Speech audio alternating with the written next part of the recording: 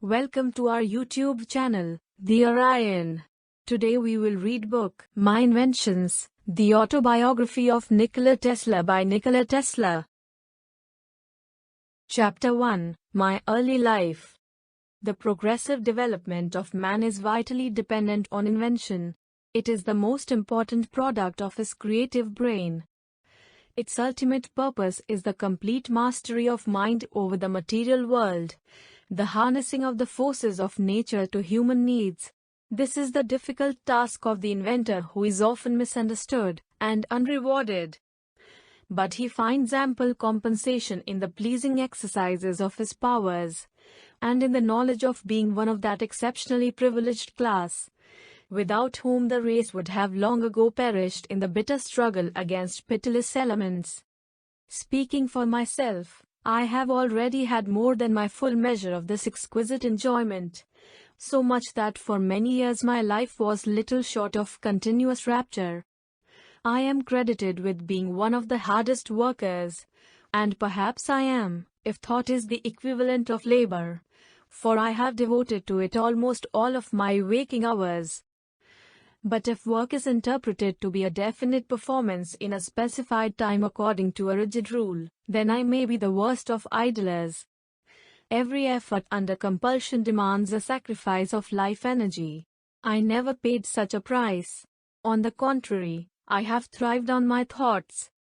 In attempting to give a connected and faithful account of my activities in this series of articles, which will be presented with the assistance of the editors of the Electrical Experimenter, and are chiefly addressed to our young men readers, I must dwell, however reluctantly, on the impressions of my youth, and the circumstances and events which have been instrumental in determining my career.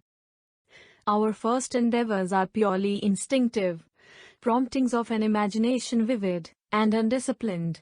As we grow older, reason asserts itself, and we become more and more systematic and designing.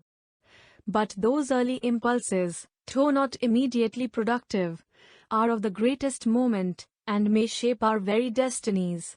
Indeed, I feel now that had I understood and cultivated instead of suppressing them, I would have added substantial value to my bequest to the world. But not until I had attained manhood did I realize that I was an inventor. This was due to a number of causes. In the first place, I had a brother who was gifted to an extraordinary degree, one of those rare phenomena of mentality which biological investigation has failed to explain. His premature death left my parents disconsolate. We owned a horse which had been presented to us by a dear friend. It was a magnificent animal of Arabian breed, possessed of almost human intelligence, and was cared for and petted by the whole family, having on one occasion saved my father's life under remarkable circumstances. My father had been called one winter night to perform an urgent duty, and while crossing the mountains, infested by wolves, the horse became frightened and ran away, throwing him violently to the ground. It arrived home bleeding and exhausted, but after the alarm was sounded immediately dashed off again. Returning to the spot, and before the searching party were far on the way, they were met by my father, who had recovered consciousness and remounted, not realizing that he had been lying in the snow for several hours. This horse was responsible for my brother's injuries, from which he died. I witnessed the tragic scene, and although 56 years have elapsed since, my visual impression of it has lost none of its force. The recollection of his attainments made every effort of mine seem dull in comparison. Anything I did that was creditable merely caused my parents to feel their loss more keenly. So I grew up with little confidence in myself. But I was far from being considered a stupid boy, if I am to judge from an incident of which I have still a strong remembrance. One day the aldermen were passing through a street where I was at play with other boys. The oldest of these venerable gentlemen, a wealthy citizen, paused to give a silver piece to each of us. Coming to me, he suddenly stopped and commanded, "Look in my eyes." I met his gaze, my hand outstretched to receive the much valued coin, When, to my dismay, he said, "No, not much, you can get nothing from me, you are too smart."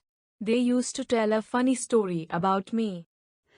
I had two old aunts with wrinkled faces, one of them having two teeth protruding like the tusks of an elephant, which she buried in my cheek every time she kissed me. Nothing would scare me more than the prospect of being hugged by these as affectionate as unattractive relatives. It happened that while being carried in my mother's arms, they asked me who was the prettier of the two. After examining their faces intently, I answered thoughtfully, pointing to one of them, "This here is not as ugly as the other." Then again, I was intended from my very birth for the clerical profession, and this thought constantly oppressed me. I longed to be an engineer, but my father was inflexible. He was the son of an officer who served in the army of the great Napoleon, and, in common with his brother, professor of mathematics in a prominent institution, had received a military education but, singularly enough, later embraced the clergy, in which vocation he achieved eminence. He was a very erudite man, a veritable natural philosopher, poet, and writer, and his sermons were said to be as eloquent as those of Abraham Sancta Clara. He had a prodigious memory, and frequently recited at length from works in several languages. He often remarked playfully that if some of the classics were lost, he could restore them. His style of writing was much admired. He penned sentences short and terse, and was full of wit and satire. The humorous remarks he made were always peculiar and characteristic. Just to illustrate, I may mention one or two instances. Among the help there was a cross-eyed man called Maine, employed to do work around the farm. He was chopping wood one day.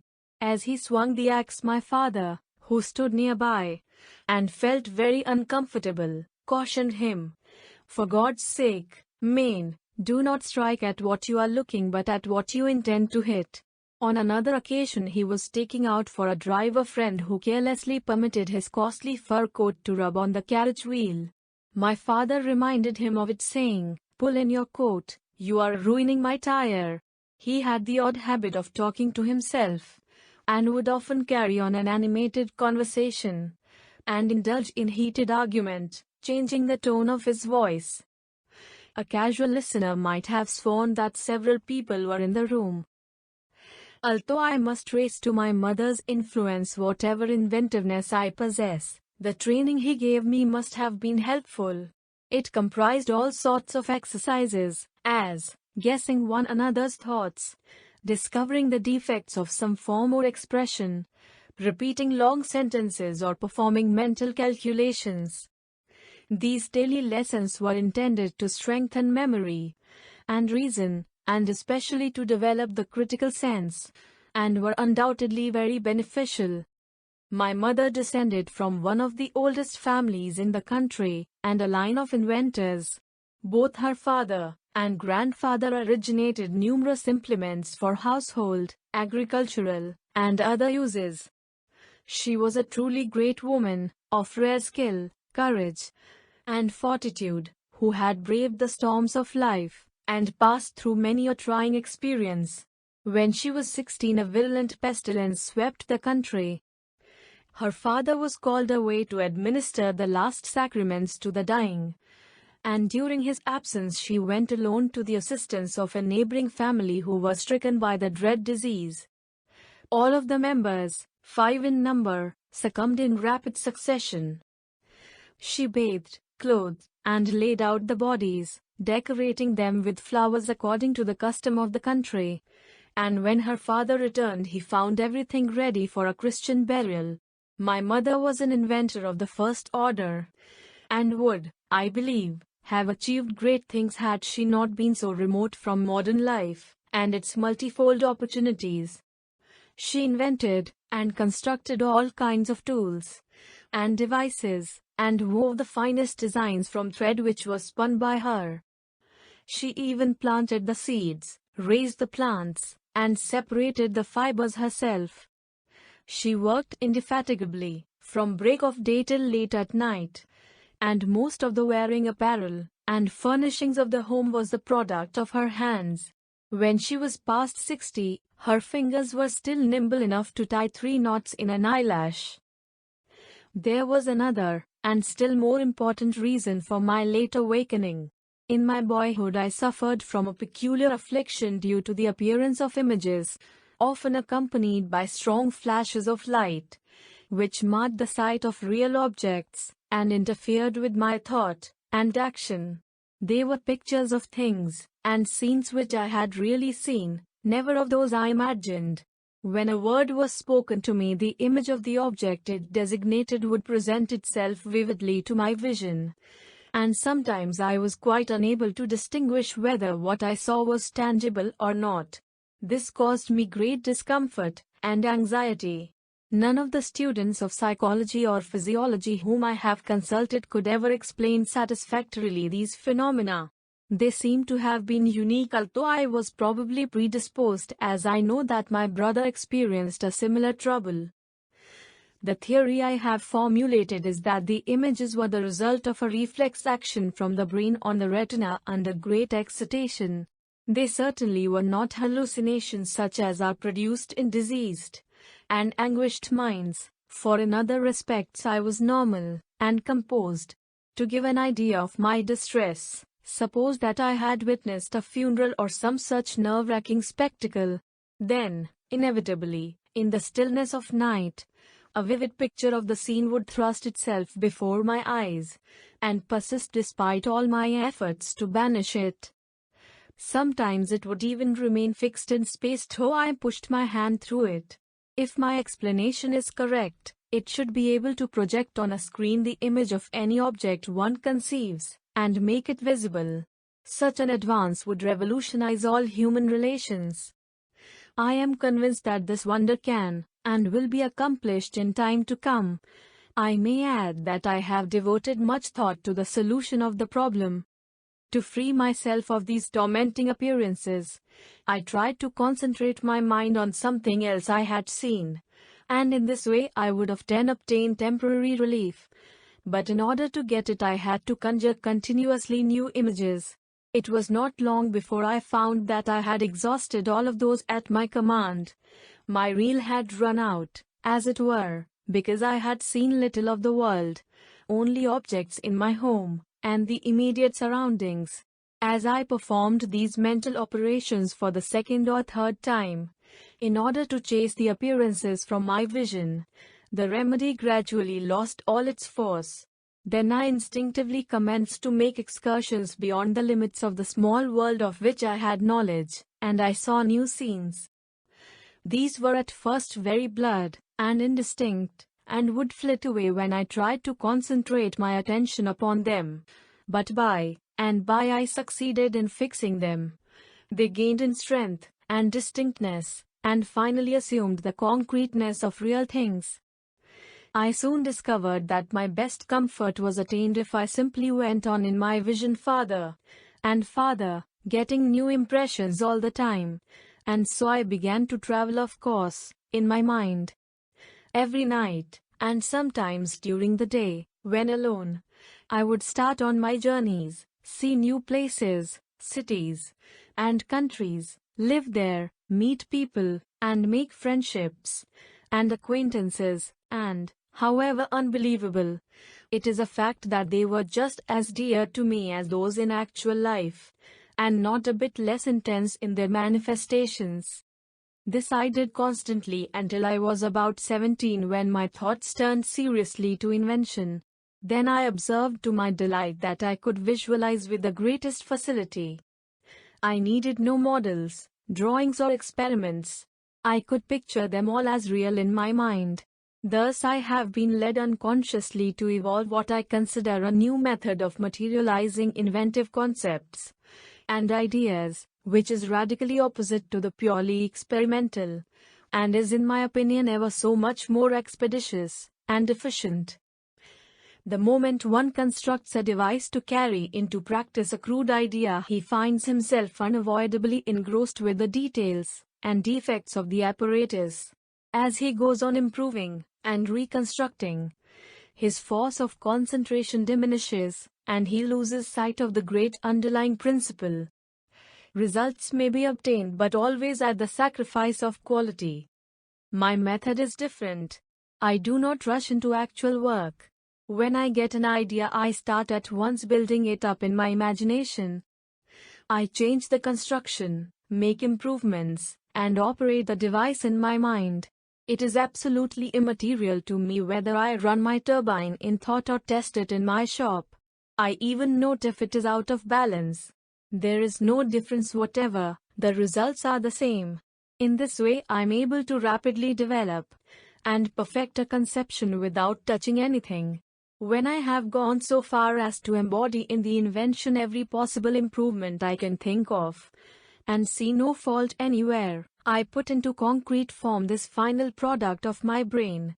Invariably my device works as I conceived that it should, and the experiment comes out exactly as I planned it. In 20 years there has not been a single exception. Why should it be otherwise? Engineering, electrical, and mechanical, is positive in results. There is scarcely a subject that cannot be mathematically treated, and the effects calculated or the results determined beforehand from the available theoretical and practical data.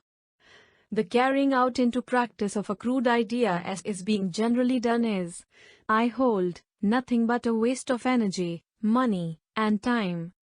My early affliction had, however, another compensation. The incessant mental exertion developed my powers of observation, and enabled me to discover a truth of great importance. I had noted that the appearance of images was always preceded by actual vision of scenes under peculiar, and generally very exceptional conditions, and I was impelled on each occasion to locate the original impulse. After a while this effort grew to be almost automatic, and I gained great facility in connecting cause and effect. Soon I became aware, to my surprise, that every thought I conceived was suggested by an external impression. Not only this but all my actions were prompted in a similar way. In the course of time it became perfectly evident to me that I was merely an automaton endowed with power of movement, responding to the stimuli of the sense organs, and thinking, and acting accordingly. The practical result of this was the art of teleautomatics, which has been so far carried out only in an imperfect manner. Its latent possibilities will, however, be eventually shown. I have been since years planning self-controlled automata, and believe that mechanisms can be produced which will act as if possessed of reason, to a limited degree, and will create a revolution in many commercial and industrial departments. I was about 12 years old when I first succeeded in banishing an image from my vision by willful effort, but I never had any control over the flashes of light to which I have referred. They were, perhaps, my strangest experience, and inexplicable. They usually occurred when I found myself in a dangerous or distressing situation, or when I was greatly exhilarated. In some instances I have seen all the air around me filled with tongues of living flame. Their intensity, instead of diminishing, increased with time, and seemingly attained a maximum when I was about 25 years old. While in Paris, in 1883, a prominent French manufacturer sent me an invitation to a shooting expedition which I accepted. I had been long confined to the factory, and the fresh air had a wonderfully invigorating effect on me. On my return to the city that night I felt a positive sensation that my brain had caught fire. I saw a light as though a small sun was located in it, and I passed the whole night applying cold compressions to my tortured head. Finally the flashes diminished in frequency and force, but it took more than 3 weeks before they wholly subsided. When a second invitation was extended to me, my answer was an emphatic no. These luminous phenomena still manifest themselves from time to time, as when a new idea opening up possibilities strikes me. But they are no longer exciting, being of relatively small intensity. When I close my eyes I invariably observe first a background of very dark and uniform blue, not unlike the sky on a clear but starless night. In a few seconds this field becomes animated with innumerable scintillating flakes of green, arranged in several layers, and advancing towards me.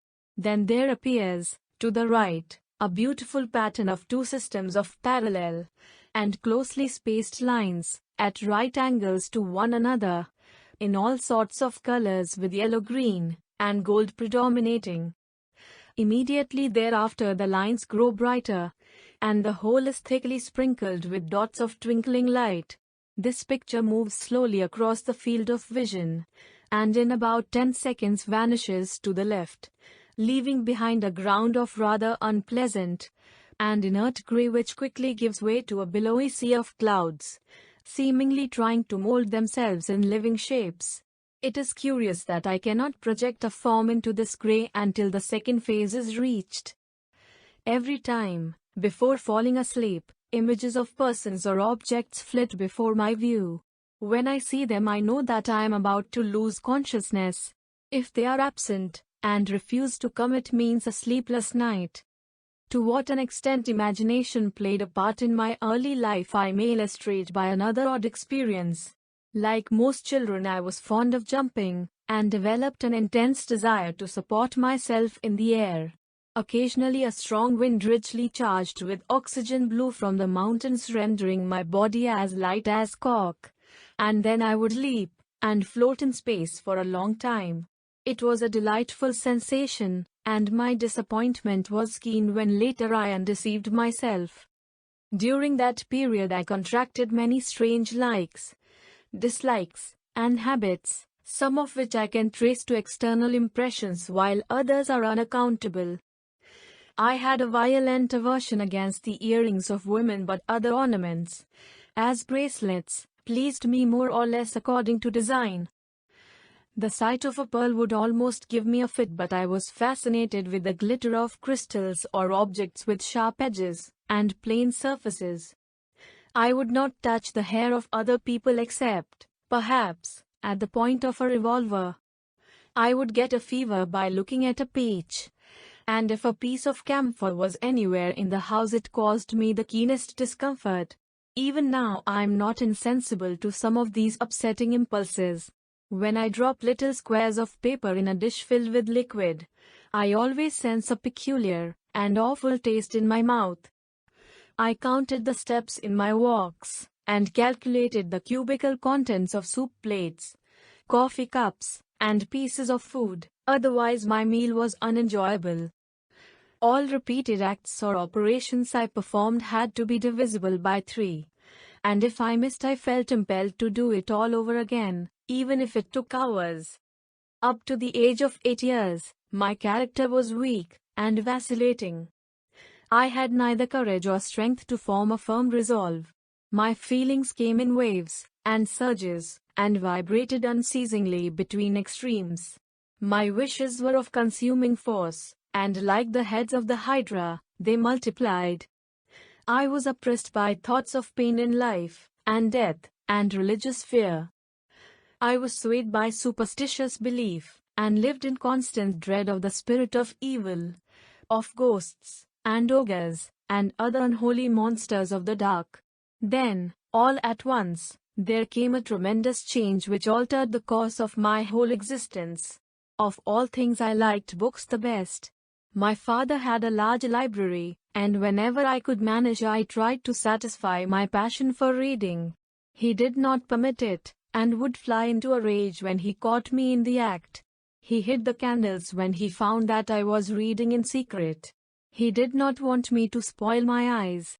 But I obtained tallow, made the wicking, and cast the sticks into tin forms, and every night I would push the keyhole and the cracks, and read, often till dawn, when all others slept, and my mother started on her arduous daily task. On one occasion I came across a novel entitled Autobiography, The Son of Abba, a Serbian translation of a well-known Hungarian writer, Jessica. This work somehow awakened my dormant powers of will, and I began to practice self-control. At first my resolutions faded like snow in April, but in a little while I conquered my weakness. and felt a pleasure I never knew before, that of doing as I willed. In the course of time, this vigorous mental exercise became second nature. At the outset, my wishes had to be subdued, but gradually desire and will grew to be identical. After years of such discipline, I gained so complete a mastery over myself that I toyed with passions which have meant destruction to some of the strongest men. At a certain age, I contracted a mania for gambling which greatly worried my parents. To sit down to a game of cards was for me the quintessence of pleasure. My father led an exemplary life, and could not excuse the senseless waste of time and money in which I indulged. I had a strong resolve, but my philosophy was bad. I would say to him, I can stop whenever I please, but is it worthwhile to give up that which I would purchase with the joys of paradise? On frequent occasions he gave vent to his anger and contempt, but my mother was different. She understood the character of men, and knew that one's salvation could only be brought about through his own efforts. One afternoon, I remember, when I had lost all my money and was craving for a game, she came to me with a roll of bills and said, "Go and enjoy yourself. The sooner you lose all we possess, the better it will be. I know that you will get over it." She was right. I conquered my passion then and there, and only regretted that it had not been 100 times as strong. I not only vanquished but tore it from my heart so as not to leave even a trace of desire. Ever since that time I have been as indifferent to any form of gambling as to picking teeth. During another period I smoked excessively, threatening to ruin my health. Then my will asserted itself, and I not only stopped but destroyed all inclination. Long ago I suffered from heart trouble until I discovered that it was due to the innocent cup of coffee I consumed every morning. I discontinued at once, though I confess it was not an easy task. In this way I checked and bridled other habits and passions, and have not only preserved my life but derived an immense amount of satisfaction from what most men would consider privation and sacrifice. After finishing the studies at the Polytechnic Institute and University, I had a complete nervous breakdown, and while the malady lasted I observed many phenomena strange and unbelievable. Chapter 2: My first efforts at invention.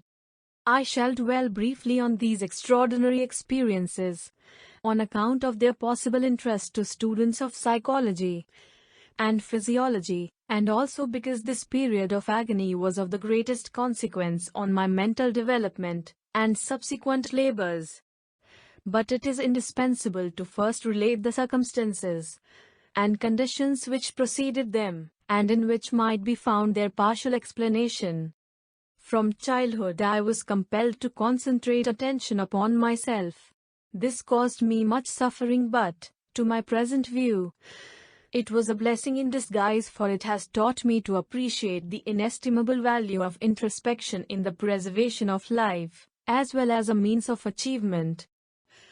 The pressure of occupation, and the incessant stream of impressions pouring into our consciousness through all the gateways of knowledge make modern existence hazardous in many ways. Most persons are so absorbed in the contemplation of the outside world that they are wholly oblivious to what is passing on within themselves. The premature death of millions is primarily traceable to this cause. Even among those who exercise care, it is a common mistake to avoid imaginary and ignore the real dangers, and what is true of an individual also applies, more or less, to a people as a whole. Witness, in illustration, the Prohibition movement.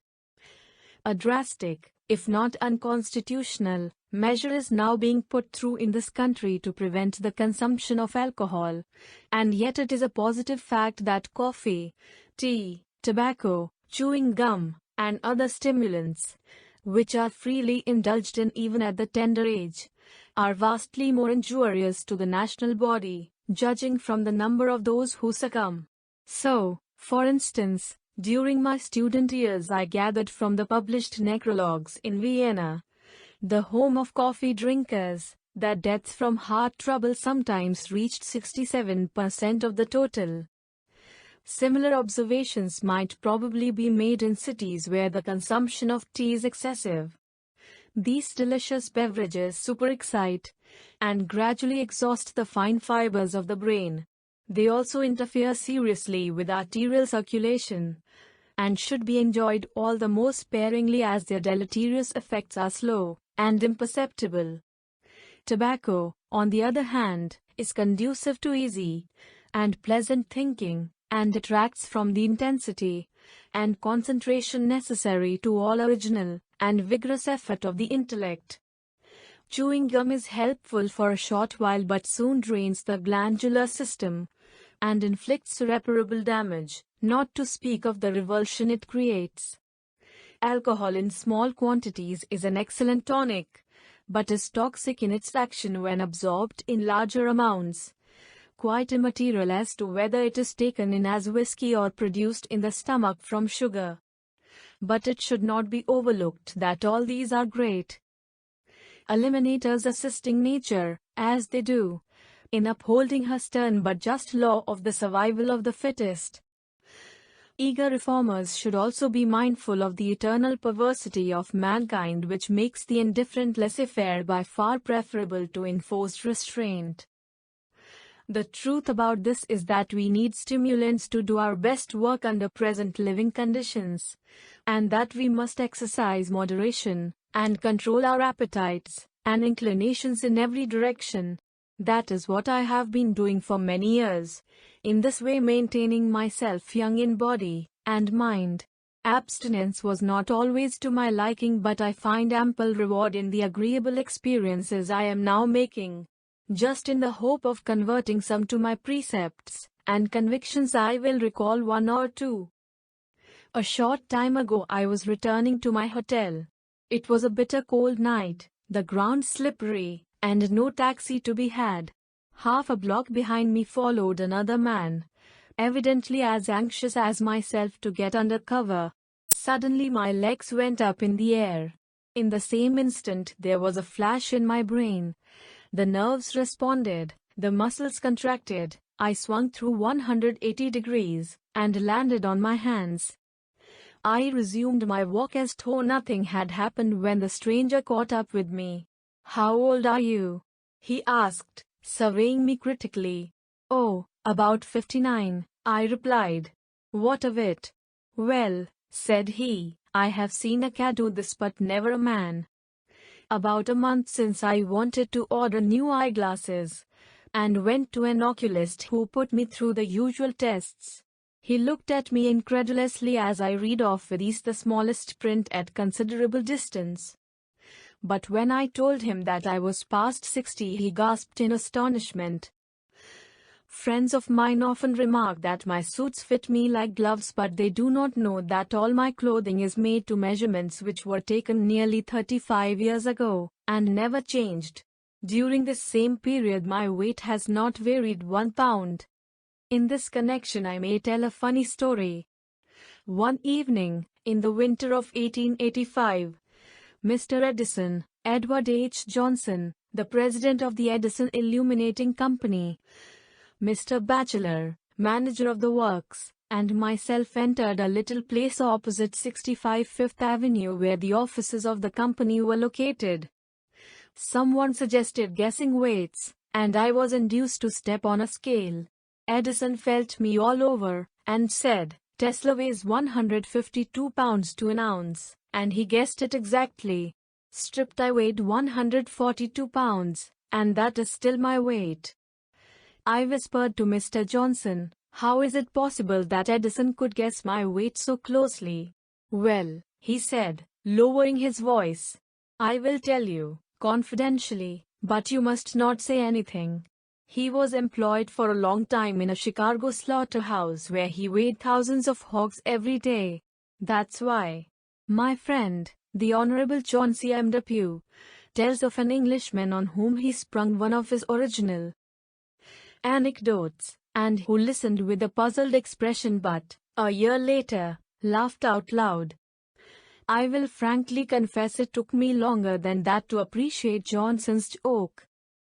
Now, my well-being is simply the result of a careful and measured mode of living, and perhaps the most astonishing thing is that 3 times in my youth I was rendered by illness a hopeless physical wreck, and given up by physicians. More than this, through ignorance and lightheartedness, I got into all sorts of difficulties, dangers, and scrapes from which I extricated myself as by enchantment. I was almost drowned a dozen times, was nearly boiled alive, and just missed being cremated. I was entombed, lost, and frozen. I had hairbreadth escapes from mad dogs, hogs, and other wild animals. I passed through dreadful diseases, and met with all kinds of odd mishaps. And that I am hale and hearty today seems like a miracle. But as I recall these incidents to my mind, I feel convinced that my preservation was not altogether accidental. An inventor's endeavor is essentially life-saving. Whether he harnesses forces, improves devices, or provides new comforts and conveniences, he is adding to the safety of our existence. He is also better qualified than the average individual to protect himself in peril, for he is observant and resourceful. If I had no other evidence that I was, in a measure, possessed of such qualities, I would find it in these personal experiences. The reader will be able to judge for himself if I mention 1 or 2 instances. On one occasion, when about 14 years old, I wanted to scare some friends who were bathing with me. My plan was to dive under a long floating structure and slip out quietly at the other end. Swimming and diving came to me as naturally as to a duck, and I was confident that I could perform the feat. Accordingly, I plunged into the water, and, when out of view, turned around, and proceeded rapidly towards the opposite side. Thinking that I was safely beyond the structure, I rose to the surface, but to my dismay struck a beam. Of course, I quickly dived, and forged ahead with rapid strokes until my breath was beginning to give out. Rising for the 2nd time, my head came again in contact with the beam. Now I was becoming desperate. However, summoning all my energy, I made a 3rd frantic attempt, but the result was the same. The torture of suppressed breathing was getting unendurable. My brain was reeling, and I felt myself sinking. At that moment, when my situation seemed absolutely hopeless, I experienced one of those flashes of light, and the structure above me appeared before my vision. I either discerned or guessed that there was a little space between the surface of the water and the boards resting on the beams, and, with consciousness nearly gone, I floated up, pressed my mouth close to the planks, and managed to inhale a little air, unfortunately mingled with a spray of water which nearly choked me. Several times I repeated this procedure as in a dream until my heart, which was racing at a terrible rate, quieted down, and I gained composure. After that I made a number of unsuccessful dives, having completely lost the sense of direction, but finally succeeded in getting out of the trap when my friends had already given me up, and were fishing for my body. That bathing season was spoiled for me through recklessness, but I soon forgot the lesson, and only 2 years later I fell into a worse predicament. There was a large flour mill with a dam across the river near the city where I was studying at that time. As a rule, the height of the water was only 2 or 3 inches above the dam, and to swim out to it was a sport not very dangerous in which I often indulged. One day I went alone to the river to enjoy myself as usual. When I was a short distance from the masonry, however, I was horrified to observe that the water had risen, and was carrying me along swiftly. I tried to get away, but it was too late. Luckily, though, I saved myself from being swept over by taking hold of the wall with both hands. The pressure against my chest was great, and I was barely able to keep my head above the surface. Not a soul was in sight, and my voice was lost in the roar of the fall. Slowly and gradually I became exhausted, and unable to withstand the strain longer. Just as I was about to let go, to be dashed against the rocks below. I saw in a flash of light a familiar diagram illustrating the hydraulic principle that the pressure of a fluid in motion is proportionate to the area exposed, and automatically I turned on my left side. As if by magic the pressure was reduced, and I found it comparatively easy in that position to resist the force of the stream. But the danger still confronted me. I knew that sooner or later I would be carried down, as it was not possible for any help to reach me in time, even if I attracted attention. I am ambidextrous now, but then I was left-handed, and had comparatively little strength in my right arm. For this reason I did not dare to turn on the other side to rest, and nothing remained but to slowly push my body along the dam. I had to get away from the mill towards which my face was turned, as the current there was much swifter and deeper. It was a long and painful ordeal, and I came near to failing at its very end, for I was confronted with a depression in the masonry. I managed to get over with the last ounce of my force, and fell in a swoon when I reached the bank, where I was found. I had torn virtually all the skin from my left side, and it took several weeks before the fever subsided, and I was well. These are only two of many instances, but they may be sufficient to show that had it not been for the inventor's instinct I would not have lived to tell this tale. Interested people have often asked me how, and when I began to invent. This I can only answer from my present recollection, in the light of which the first attempt I recall was rather ambitious, for it involved the invention of an apparatus and a method. In the former I was anticipated, but the latter was original. It happened in this way. One of my playmates had come into the possession of a hook and fishing tackle which created quite an excitement in the village, and the next morning all started out to catch frogs. I was left alone and deserted owing to a quarrel with this boy. I had never seen a real hook, and pictured it as something wonderful, endowed with peculiar qualities, and was despairing not to be one of the party.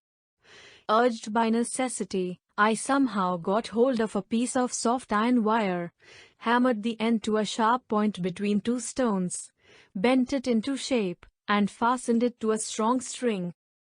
I then cut a rod, gathered some bait, and went down to the brook where there were frogs in abundance. But I could not catch any, and was almost discouraged when it occurred to me to dangle the empty hook in front of a frog sitting on a stump.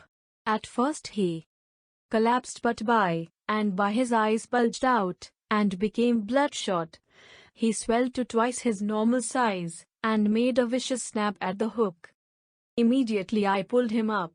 I tried the same thing again, and the method proved infallible. When my comrades, who in spite of their fine outfit had caught nothing, came to me, they were green with envy. For a long time I kept my secret, and enjoyed the monopoly, but finally yielded to the spirit of Christmas. Every boy could then do the same, and the following summer brought disaster to the frogs. In my next attempt I seem to have acted under the first instinctive impulse which later dominated me, to harness the energies of nature to the service of man. I did this through the medium of May bugs, or June bugs as they are called in America, which were a veritable pest in that country, and sometimes broke the branches of trees by the sheer weight of their bodies. The bushes were black with them.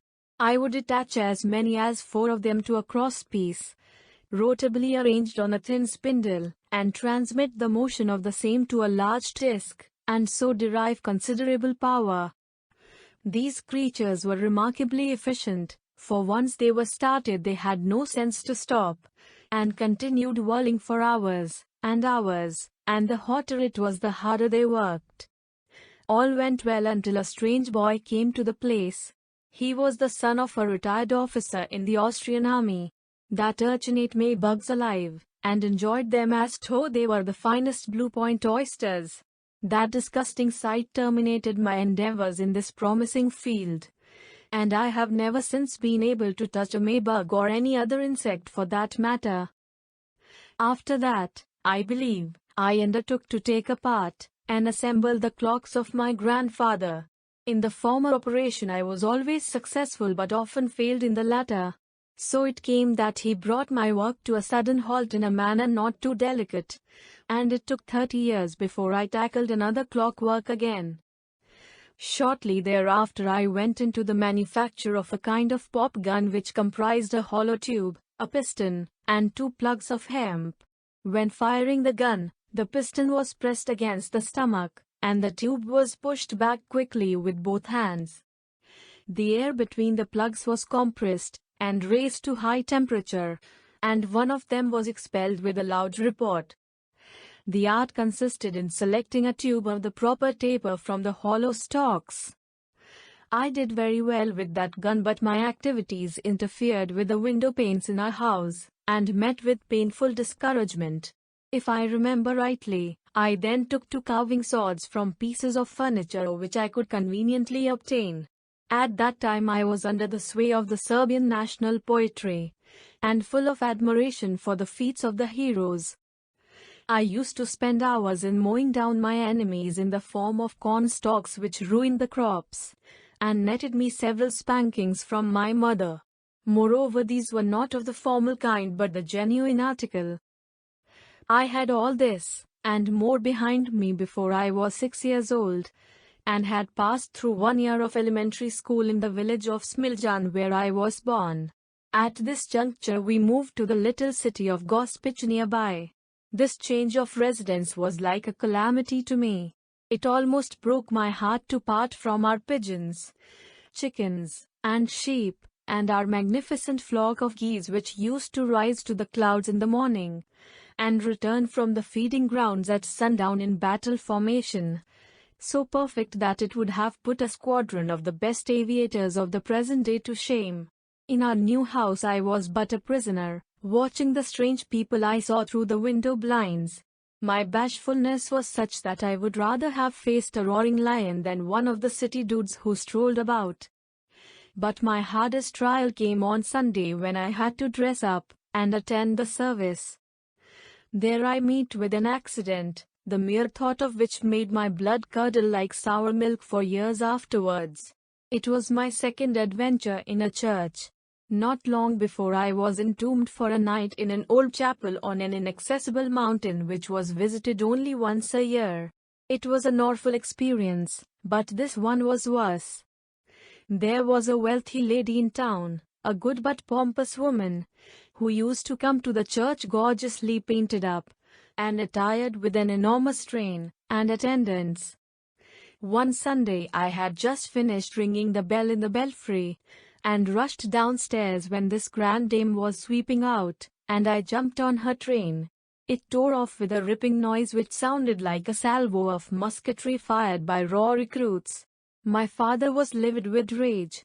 He gave me a gentle slap on the cheek, the only corporal punishment he ever administered to me, but I almost feel it now. The embarrassment and confusion that followed are indescribable. I was practically ostracized until something else happened which redeemed me in the estimation of the community. An enterprising young merchant had organized a fire department. A new fire engine was purchased, uniforms provided, and the men drilled for service and parade. The engine was, in reality, a pump to be worked by 16 men, and was beautifully painted red and black. One afternoon the official trial was prepared for, and the machine was transported to the river. The entire population turned out to witness the great spectacle. When all the speeches and ceremonies were concluded, the command was given to pump, but not a drop of water came from the nozzle. The professors and experts tried in vain to locate the trouble.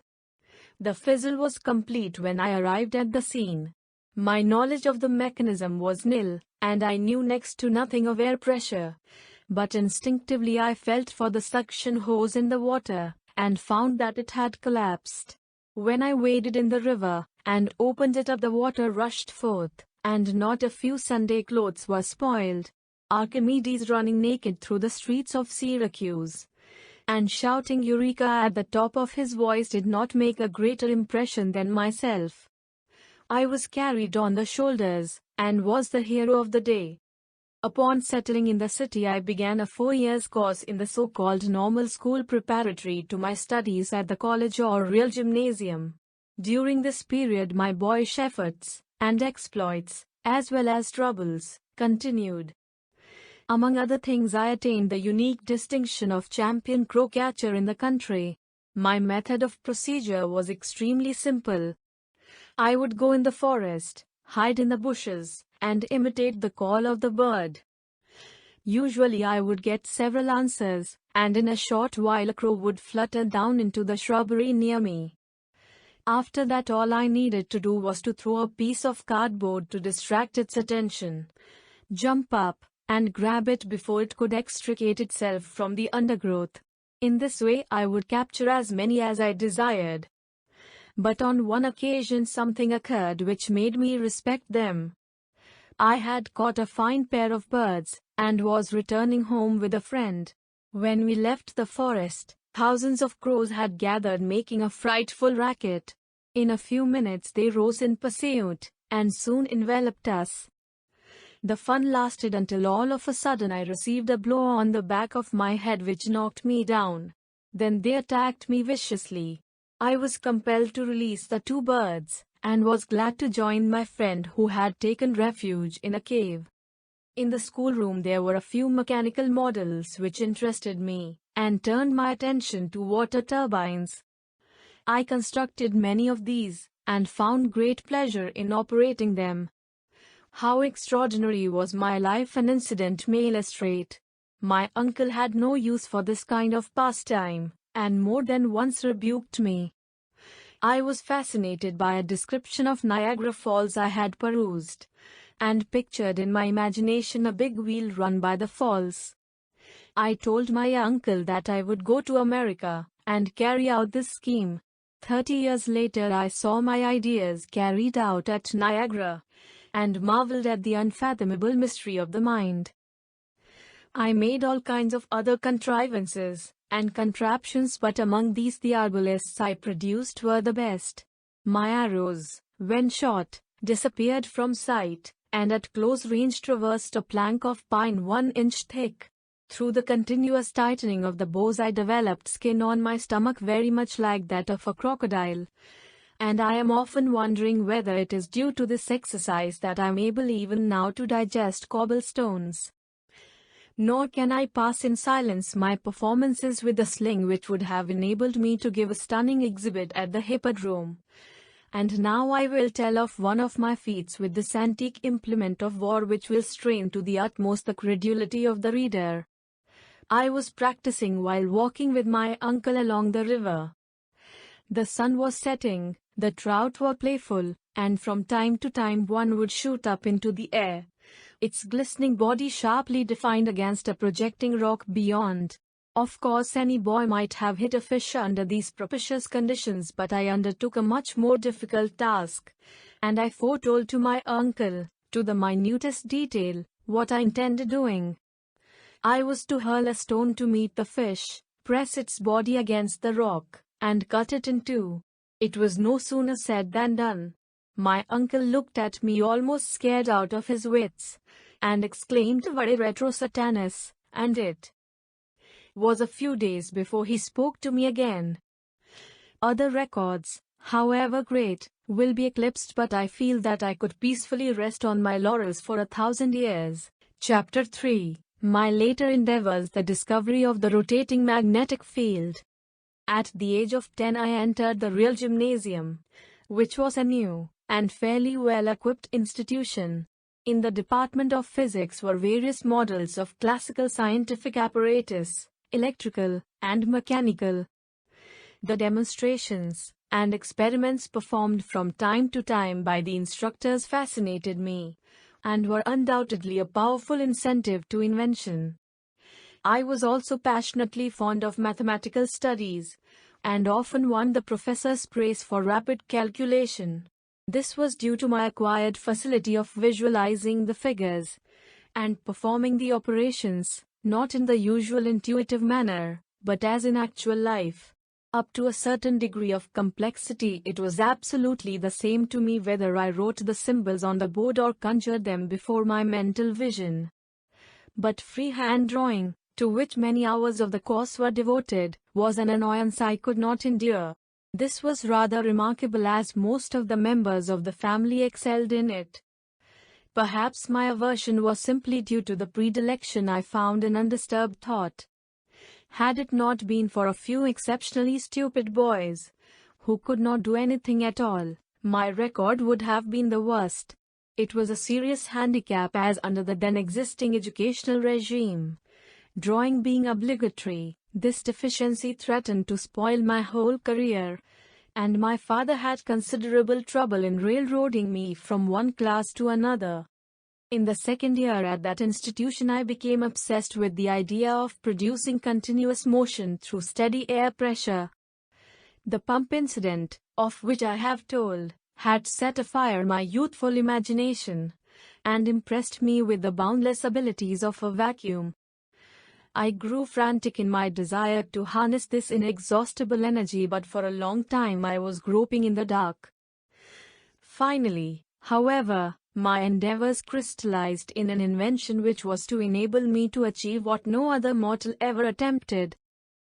Imagine a cylinder freely rotatable on two bearings, and partly surrounded by a rectangular trough which fits it perfectly. The open side of the trough is closed by a partition so that the cylindrical segment within the enclosure divides the latter into two compartments entirely separated from each other by airtight sliding joints. One of these compartments being sealed, and once for all exhausted, the other remaining open, a perpetual rotation of the cylinder would result. At least, I thought so. A wooden model was constructed, and fitted with infinite care, and when I applied the pump on one side, and actually observed that there was a tendency to turning, I was delirious with joy. Mechanical flight was the one thing I wanted to accomplish, although still under the discouraging recollection of a bad fall I sustained by jumping with an umbrella from the top of a building. Every day I used to transport myself through the air to distant regions, but could not understand just how I managed to do it. Now I had something concrete, a flying machine with nothing more than a rotating shaft, flapping wings, and a vacuum of unlimited power. From that time on I made my daily aerial excursions in a vehicle of comfort and luxury as might have befitted King Solomon. It took years before I understood that the atmospheric pressure acted at right angles to the surface of the cylinder, and that the slight rotary effort I observed was due to a leak. Though this knowledge came gradually, it gave me a painful shock. I had hardly completed my course at the real gymnasium when I was prostrated with a dangerous illness, or rather, a score of them, and my condition became so desperate that I was given up by physicians. During this period I was permitted to read constantly, obtaining books from the public library which had been neglected, and entrusted to me for classification of the works and preparation of the catalogues. One day I was handed a few volumes of new literature unlike anything I had ever read before, and so captivating as to make me utterly forget my hopeless state. They were the earlier works of Mark Twain, and to them might have been due the miraculous recovery which followed. 25 years later, when I met Mr. Clemens, and we formed a friendship between us, I told him of the experience, and was amazed to see that great man of laughter burst into tears. My studies were continued at the higher real gymnasium in Karlstad, Croatia, where one of my aunts resided. She was a distinguished lady, the wife of a colonel who was an old war horse, having participated in many battles. I never can forget the 3 years I passed at their home. No fortress in time of war was under a more rigid discipline. I was fed like a canary bird. All the meals were of the highest quality, and deliciously prepared, but short in quantity by 1,000%. The slices of ham cut by my aunt were like tissue paper. When the colonel would put something substantial on my plate, she would snatch it away, and say excitedly to him, "Be careful, Nico is very delicate." I had a voracious appetite, and suffered like Tantalus. But I lived in an atmosphere of refinement, and artistic taste quite unusual for those times and conditions. The land was low and marshy, and malaria fever never left me while there despite of the enormous amounts of quinine I consumed. Occasionally the river would rise and drive an army of rats into the buildings, devouring everything even to the bundles of the fierce paprika. These pests were to me a welcome diversion. I thinned their ranks by all sorts of means, which won me the unenviable distinction of rat catcher in the community. At last, however, my course was completed, the misery ended, and I obtained the certificate of maturity which brought me to the crossroads. During all those years my parents never wavered in their resolve to make me embrace the clergy, the mere thought of which filled me with dread. I had become intensely interested in electricity. Under the stimulating influence of my professor of physics, who was an ingenious man, and often demonstrated the principles by apparatus of his own invention. Among these I recall a device in the shape of a freely rotatable bulb, with tinfoil coatings, which was made to spin rapidly when connected to a static machine. It is impossible for me to convey an adequate idea of the intensity of feeling I experienced in witnessing his exhibitions of these mysterious phenomena. Every impression produced 1,000 echoes in my mind. I wanted to know more of this wonderful force. I longed for experiment and investigation, and resigned myself to the inevitable with aching heart. Just as I was making ready for the long journey home, I received word that my father wished me to go on a shooting expedition. It was a strange request, as he had been always strenuously opposed to this kind of sport. But a few days later I learned that the cholera was raging in that district, and, taking advantage of an opportunity, I returned to Gospich in disregard of my parents' wishes. It is incredible how absolutely ignorant people were as to the causes of this scourge which visited the country in intervals of from 15 to 20 years. They thought that the deadly agents were transmitted through the air, and filled it with pungent odors and smoke. In the meantime they drank the infected water, and died in heaps. I contracted the awful disease on the very day of my arrival, and although surviving the crisis, I was confined to bed for 9 months with scarcely any ability to move. My energy was completely exhausted, and for the second time I found myself at death's door. In one of the sinking spells, which was thought to be the last, my father rushed into the room. I still see his pallid face as he tried to cheer me in tones belying his assurance. "Perhaps," I said, "I may get well if you will let me study engineering." "You will go to the best technical institution in the world," he solemnly replied, and I knew that he meant it. A heavy weight was lifted from my mind, but the relief would have come too late had it not been for a marvelous cure brought about through a bitter decoction of a peculiar bean. I came to life like another Lazarus, to the utter amazement of everybody. My father insisted that I spend a year in healthful physical outdoor exercises, to which I reluctantly consented. For most of this term I roamed in the mountains, loaded with a hunter's outfit and a bundle of books, and this contact with nature made me stronger in body as well as in mind. I thought, and planned, and conceived many ideas, almost as a rule delusive. The vision was clear enough, but the knowledge of principles was very limited. In one of my inventions I proposed to convey letters and packages across the seas, through a submarine tube, in spherical containers of sufficient strength to resist the hydraulic pressure. The pumping plant, intended to force the water through the tube, was accurately figured and designed, and all other particulars carefully worked out. Only one trifling detail, of no consequence, was lightly dismissed. I assumed an arbitrary velocity of the water, and, what is more, took pleasure in making it high, thus arriving at a stupendous performance supported by faultless calculations.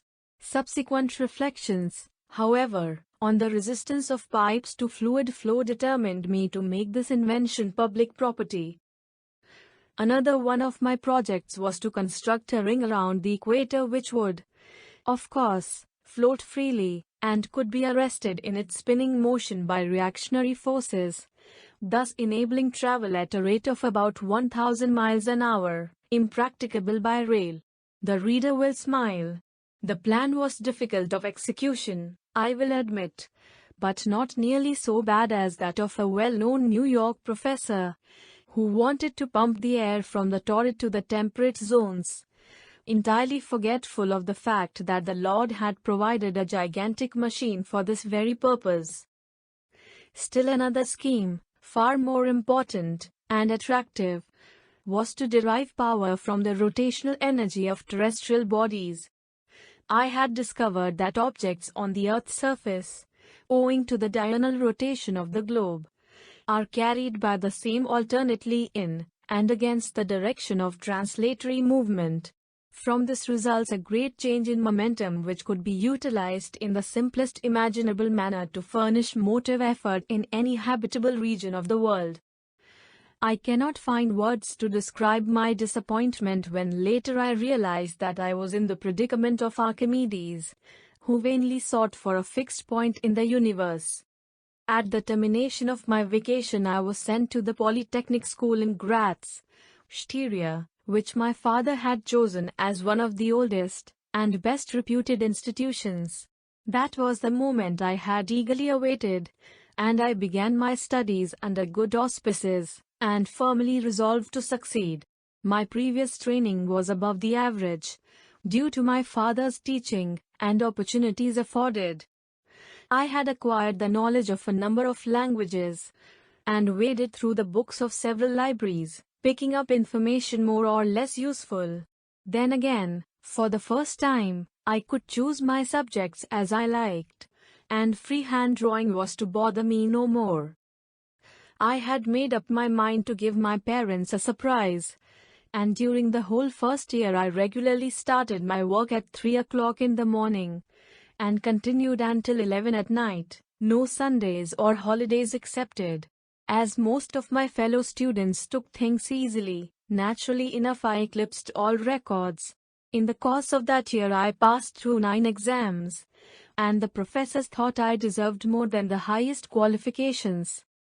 Armed with their flattering certificates, I went home for a short rest, expecting a triumph, and was mortified when my father made light of these hard-won honors.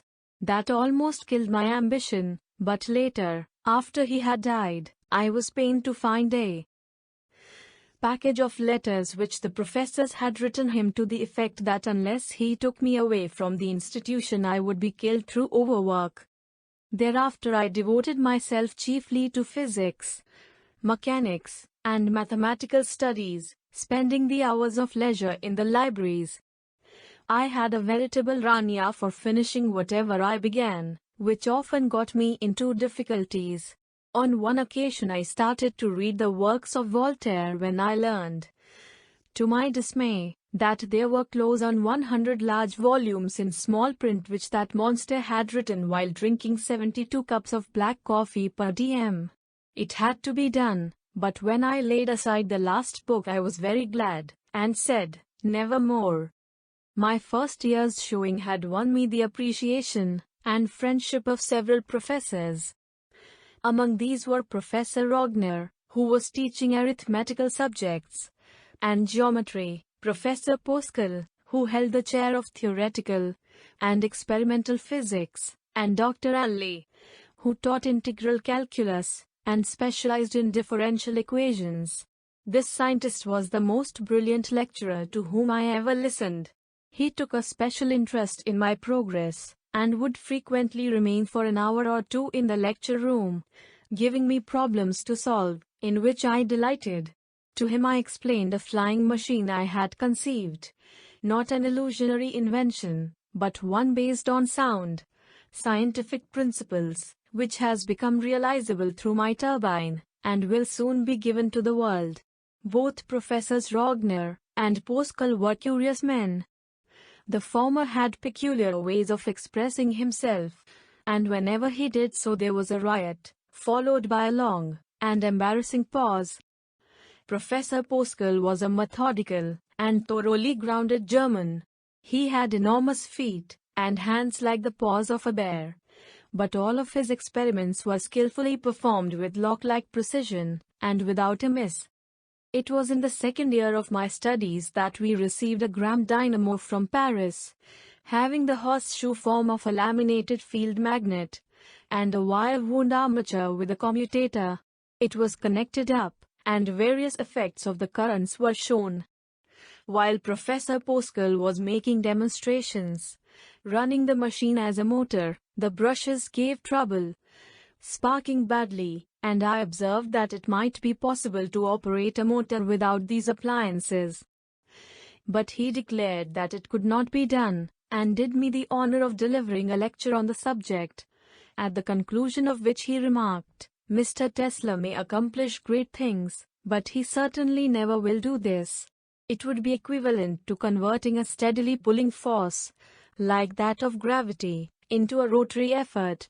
It is a perpetual motion scheme, an impossible idea.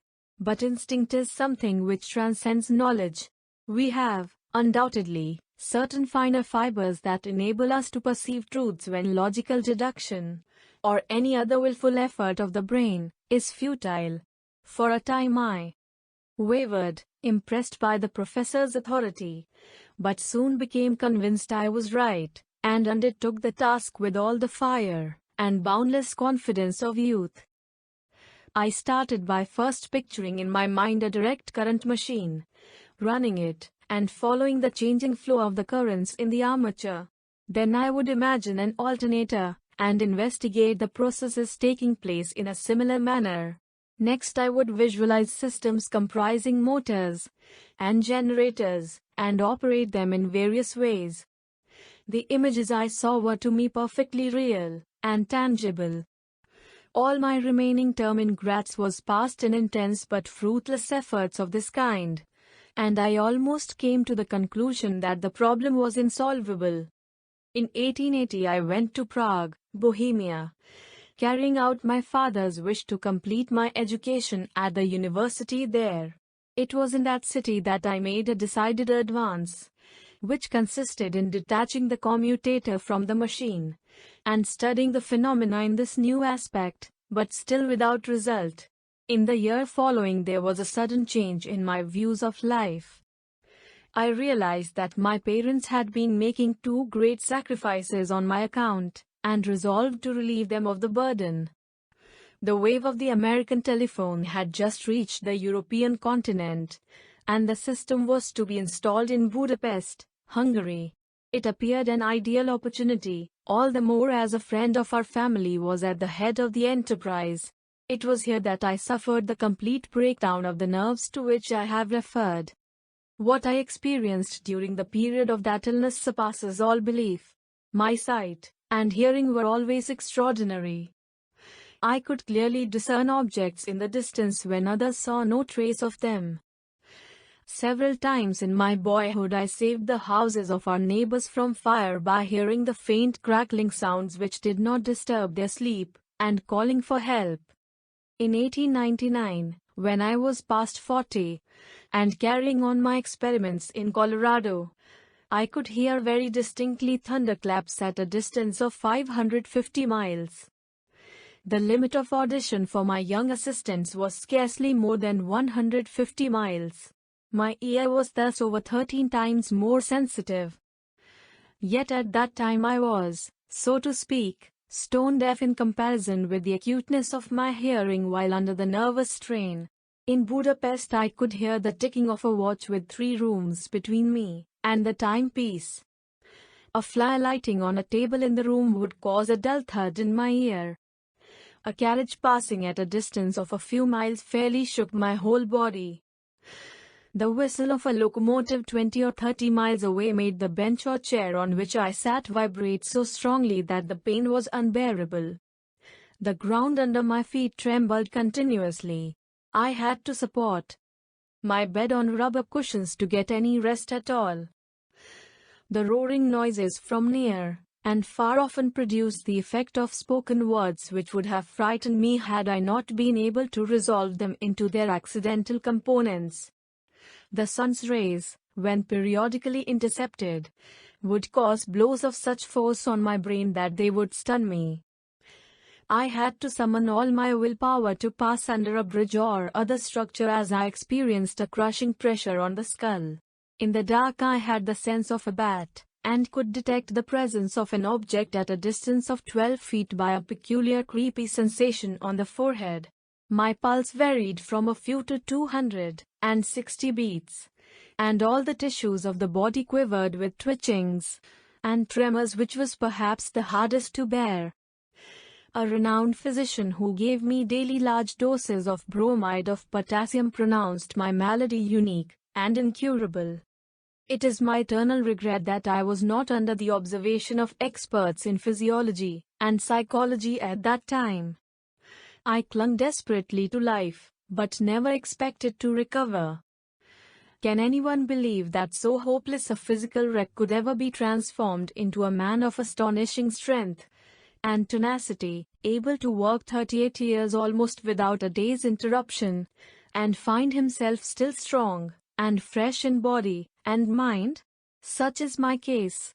A powerful desire to live and to continue the work, and the assistance of a devoted friend and athlete accomplished the wonder.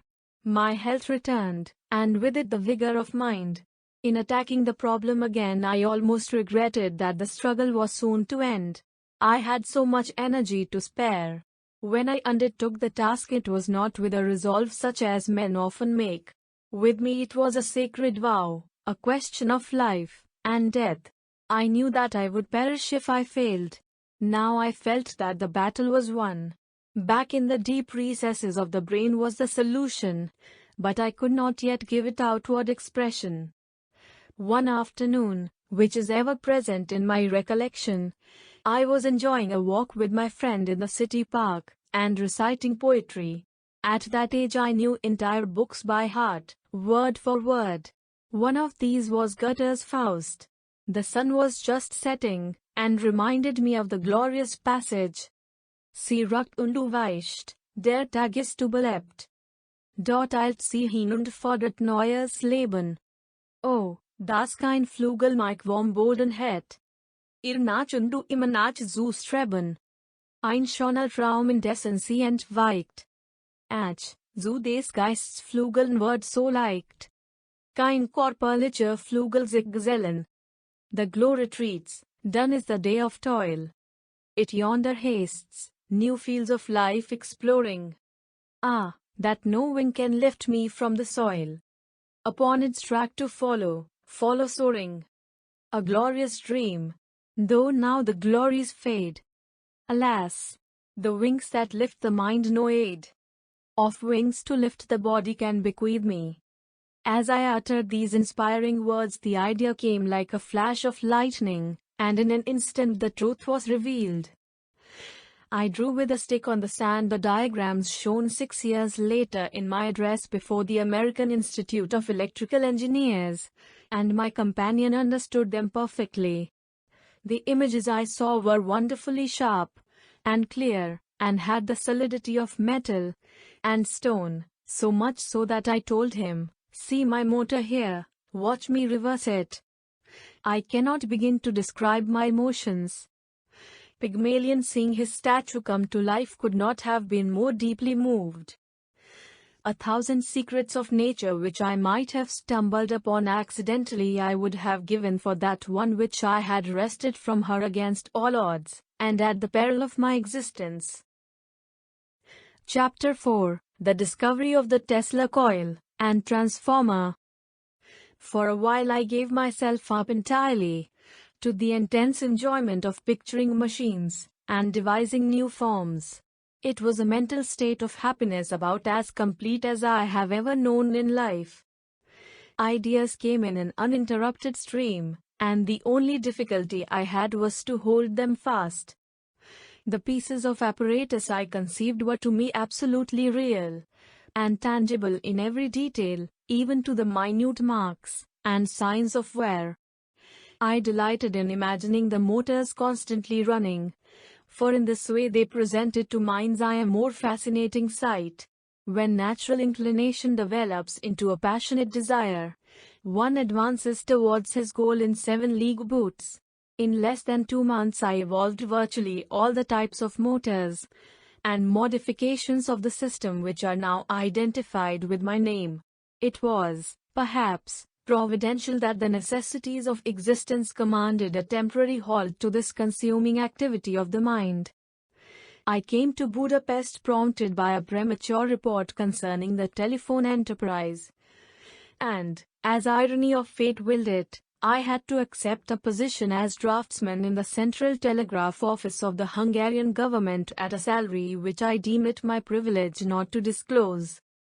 Fortunately, I soon won the interest of the Inspector-in-Chief, and was thereafter employed on calculations, designs, and estimates in connection with new installations, until the telephone exchange was started, when I took charge of the same. The knowledge and practical experience I gained in the course of this work was most valuable, and the employment gave me ample opportunities for the exercise of my inventive faculties. I made several improvements in the central station apparatus, and perfected a telephone repeater or amplifier which was never patented or publicly described but would be creditable to me even today. In recognition of my efficient assistance, the organizer of the undertaking, Mr. Puskás, upon disposing of his business in Budapest, offered me a position in Paris which I gladly accepted. I never can forget the deep impression that magic city produced on my mind. For several days after my arrival I roamed through the streets in utter bewilderment of the new spectacle. The attractions were many and irresistible, but, alas, the income was spent as soon as received. When Mr. Puskás asked me how I was getting along in the new sphere, I described the situation accurately in the statement that the last 29 days of the month are the toughest. I led a rather strenuous life in what would now be termed Rooseveltian fashion. Every morning, regardless of weather, I would go from the Boulevard Saint-Marcel, where I resided, to a bathing house on the Seine, plunge into the water, loop the circuit 27 times, and then walk an hour to reach Ivry, where the company's factory was located. There I would have a woodchopper's breakfast at 7:30, and then eagerly await the lunch hour, in the meanwhile cracking hard nuts for the manager of the works, Mr. Charles Batchelor, who was an intimate friend and assistant of Edison. Here I was thrown in contact with a few Americans who fairly fell in love with me, because of my proficiency in billiards. To these men I explained my invention, and one of them, Mr. D. Cunningham, foreman of the mechanical department, offered to form a stock company. The proposal seemed to me comical in the extreme. I did not have the faintest conception of what that meant except that it was an American way of doing things. Nothing came of it, however, and during the next few months I had to travel from one to another place in France and Germany to cure the ills of the power plants. On my return to Paris I submitted to one of the administrators of the company, Mr. Rau, a plan for improving their dynamos, and was given an opportunity. My success was complete, and the delighted directors accorded me the privilege of developing automatic regulators which were much desired.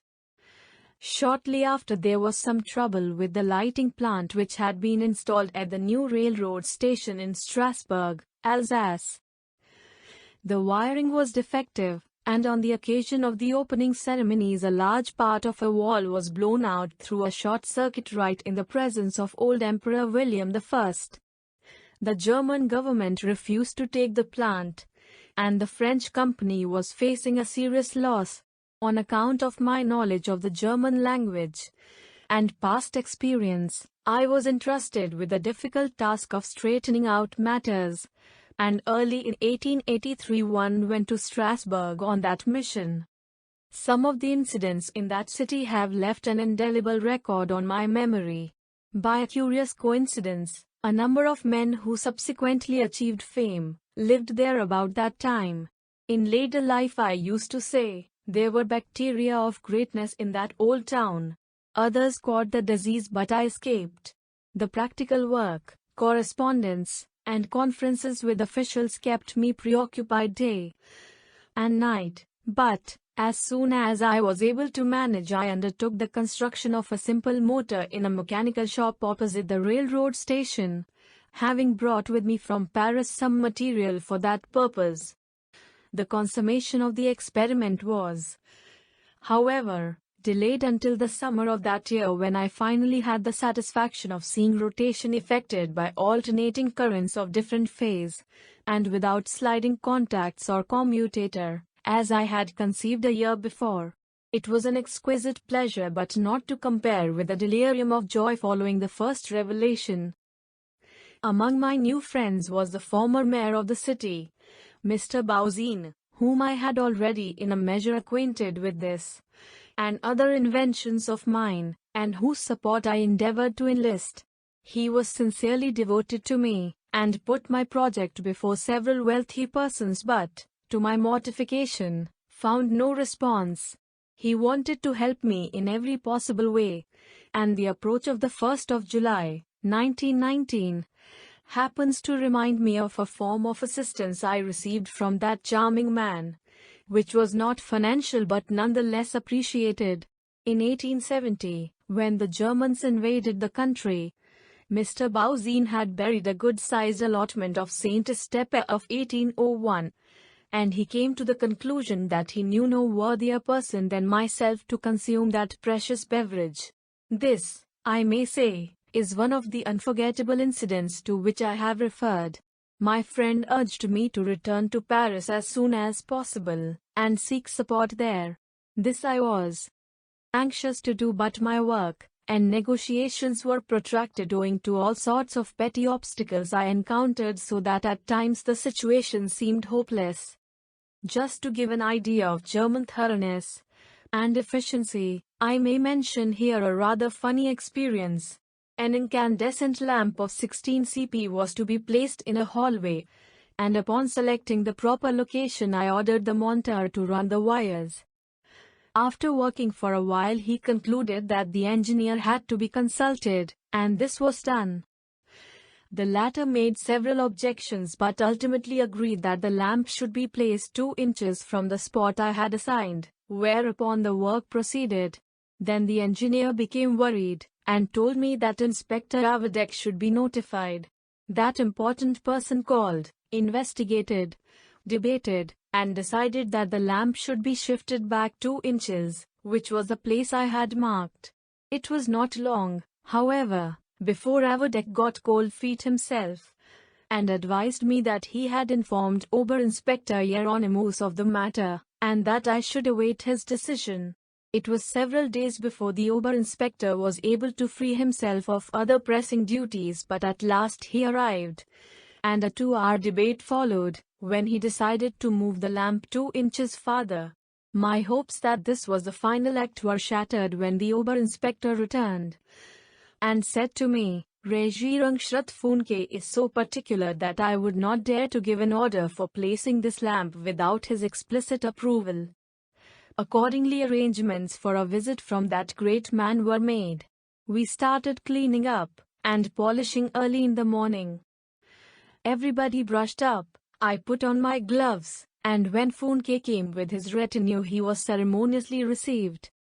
After 2 hours' deliberation, he suddenly exclaimed, "I must be going," and pointing to a place on the ceiling, he ordered me to put the lamp there. It was the exact spot which I had originally chosen. So it went day after day with variations, but I was determined to achieve at whatever cost, and in the end my efforts were rewarded. By the spring of 1884 all the differences were adjusted, the plant formally accepted, and I returned to Paris with pleasing anticipations. One of the administrators had promised me a liberal compensation in case I succeeded, as well as a fair consideration of the improvements I had made in their dynamos, and I hoped to realize a substantial sum. There were 3 administrators whom I shall designate as A, B, and C for convenience. When I called on A, he told me that B had the say. This gentleman thought that only C could decide, and the latter was quite sure that A alone had the power to act. After several laps of this circulus viviosa, it dawned upon me that my reward was a castle in Spain. The utter failure of my attempts to raise capital for development was another disappointment, and when Mr. Batchelor pressed me to go to America with a view of redesigning the Edison machines, I determined to try my fortunes in the land of golden promise. But the chance was nearly missed. I liquefied my modest assets, secured accommodations, and found myself at the railroad station as the train was pulling out. At that moment I discovered that my money and tickets were gone. What to do was the question. Hercules had plenty of time to deliberate, but I had to decide while running alongside the train with opposite feelings surging in my brain like condenser oscillations. Resolve, helped by dexterity, won out in the nick of time, and upon passing through the usual experiences, as trivial as unpleasant, I managed to embark for New York with the remnants of my belongings, some poems and articles I had written, and a package of calculations relating to solutions of an unsolvable integral, and to my flying machine. During the voyage I sat most of the time at the stern of the ship watching for an opportunity to save somebody from a watery grave, without the slightest thought of danger. Later, when I had absorbed some of the practical American sense, I shivered at the recollection, and marveled at my former folly. I wish that I could put in words my first impressions of this country. In the Arabian tales I read how genii transported people into a land of dreams to live through delightful adventures. My case was just the reverse. The genii had carried me from a world of dreams into one of realities. What I had left was beautiful, artistic, and fascinating in every way. What I saw here was machined, rough, and unattractive. A burly policeman was twirling his stick, which looked to me as big as a log. I approached him politely with a request to direct me 6 blocks down, then to the left, he said, with murder in his eyes. "Is this America?" I asked myself in painful surprise. It is a century behind Europe in civilization. When I went abroad in 1889, 5 years having elapsed since my arrival here, I became convinced that it was more than 100 years ahead of Europe, and nothing has happened to this day to change my opinion. The meeting with Edison was a memorable event in my life. I was amazed at this wonderful man who, without early advantages and scientific training, had accomplished so much.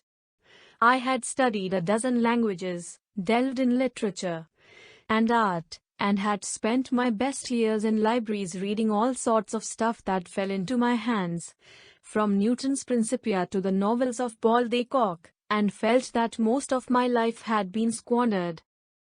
But it did not take long before I recognized that it was the best thing I could have done. Within a few weeks I had won Edison's confidence, and it came about in this way. The SS Oregon, the fastest passenger steamer at that time, had both of its lighting machines disabled, and its sailing was delayed. As the superstructure had been built after their installation, it was impossible to remove them from the hold. The predicament was a serious one, and Edison was much annoyed. In the evening I took the necessary instruments with me, and went aboard the vessel, where I stayed for the night. The dynamos were in bad condition, having several short circuits and breaks, but with the assistance of the crew I succeeded in putting them in good shape. At 5 o'clock in the morning, when passing along Fifth Avenue on my way to the shop, I met Edison with Batchelor and a few others as they were returning home to retire. "Here is our Parisian running around at night," he said. When I told him that I was coming from the Oregon and had repaired both machines, he looked at me in silence and walked away without another word. But when he had gone some distance I heard him remark, Bachelor, this is a D.N. good man, and from that time on I had full freedom in directing the work. For nearly a year my regular hours were from 10:30 a.m. until 5 o'clock the next morning without a day's exception. Edison said to me, "I have had many hard-working assistants but you take the cake." During this period I designed 24 different types of standard machines with short cores, and of uniform pattern which replaced the old ones. The manager had promised me $50,000 on the completion of this task, but it turned out to be a practical joke. This gave me a painful shock, and I resigned my position. Immediately thereafter some people approached me with the proposal of forming an arc light company under my name, to which I agreed. Here finally was an opportunity to develop the motor. But when I broached the subject to my new associates they said, "No, we want the arc lamp. We don't care for this alternating current of yours." In 1886 my system of arc lighting was perfected and adopted for factory and municipal lighting, and I was free, but with no other possession than a beautifully engraved certificate of stock of hypothetical value. Then followed a period of struggle in the new medium for which I was not fitted, but the reward came in the end, and in April 1887, the Tesla Electric Company was organized, providing a laboratory and facilities. The motors I built there were exactly as I had imagined them. I made no attempt to improve the design, but merely reproduced the pictures as they appeared to my vision, and the operation was always as I expected. In the early part of 1888 an arrangement was made with the Westinghouse Company for the manufacture of the motors on a large scale. But great difficulties had still to be overcome. My system was based on the use of low-frequency currents, and the Westinghouse experts had adopted 133 cycles with the object of securing advantages in the transformation. They did not want to depart from their standard forms of apparatus, and my efforts had to be concentrated upon adapting the motor to these conditions. Another necessity was to produce a motor capable of running efficiently at this frequency on 2 wires, which was not easy of accomplishment. At the close of 1889, however, my services in Pittsburgh being no longer essential, I returned to New York and resumed experimental work in a laboratory on Grand Street, where I began immediately the design of high-frequency machines. The problems of construction in this unexplored field were novel and quite peculiar, and I encountered many difficulties.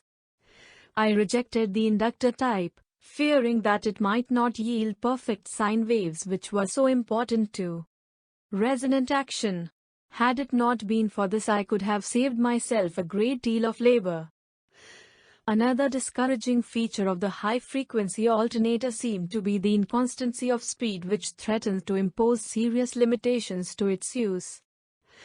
I had already noted in my demonstrations before the American Institution of Electrical Engineers that several times the tune was lost, necessitating readjustment, and did not yet foresee what I discovered long afterwards, a means of operating a machine of this kind at a speed constant to such a degree as not to vary more than a small fraction of one revolution between the extremes of load.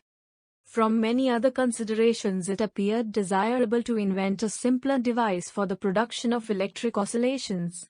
In 1856 Lord Kelvin had exposed the theory of the condenser discharge, but no practical application of that important knowledge was made. I saw the possibilities, and undertook the development of induction apparatus on this principle. My progress was so rapid as to enable me to exhibit at my lecture in 1891 a coil giving sparks of 5 inches. On that occasion I frankly told the engineers of a defect involved in the transformation by the new method, namely, the loss in the spark gap. Subsequent investigation showed that no matter what medium is employed, be it air, hydrogen, mercury vapor, oil or a stream of electrons, the efficiency is the same. It is a law very much like that governing the conversion of mechanical energy. We may drop a weight from a certain height vertically down or carry it to the lower level along any devious path. It is immaterial insofar as the amount of work is concerned. Fortunately, however, this drawback is not fatal, as by proper proportioning of the resonant circuits an efficiency of 85% is attainable.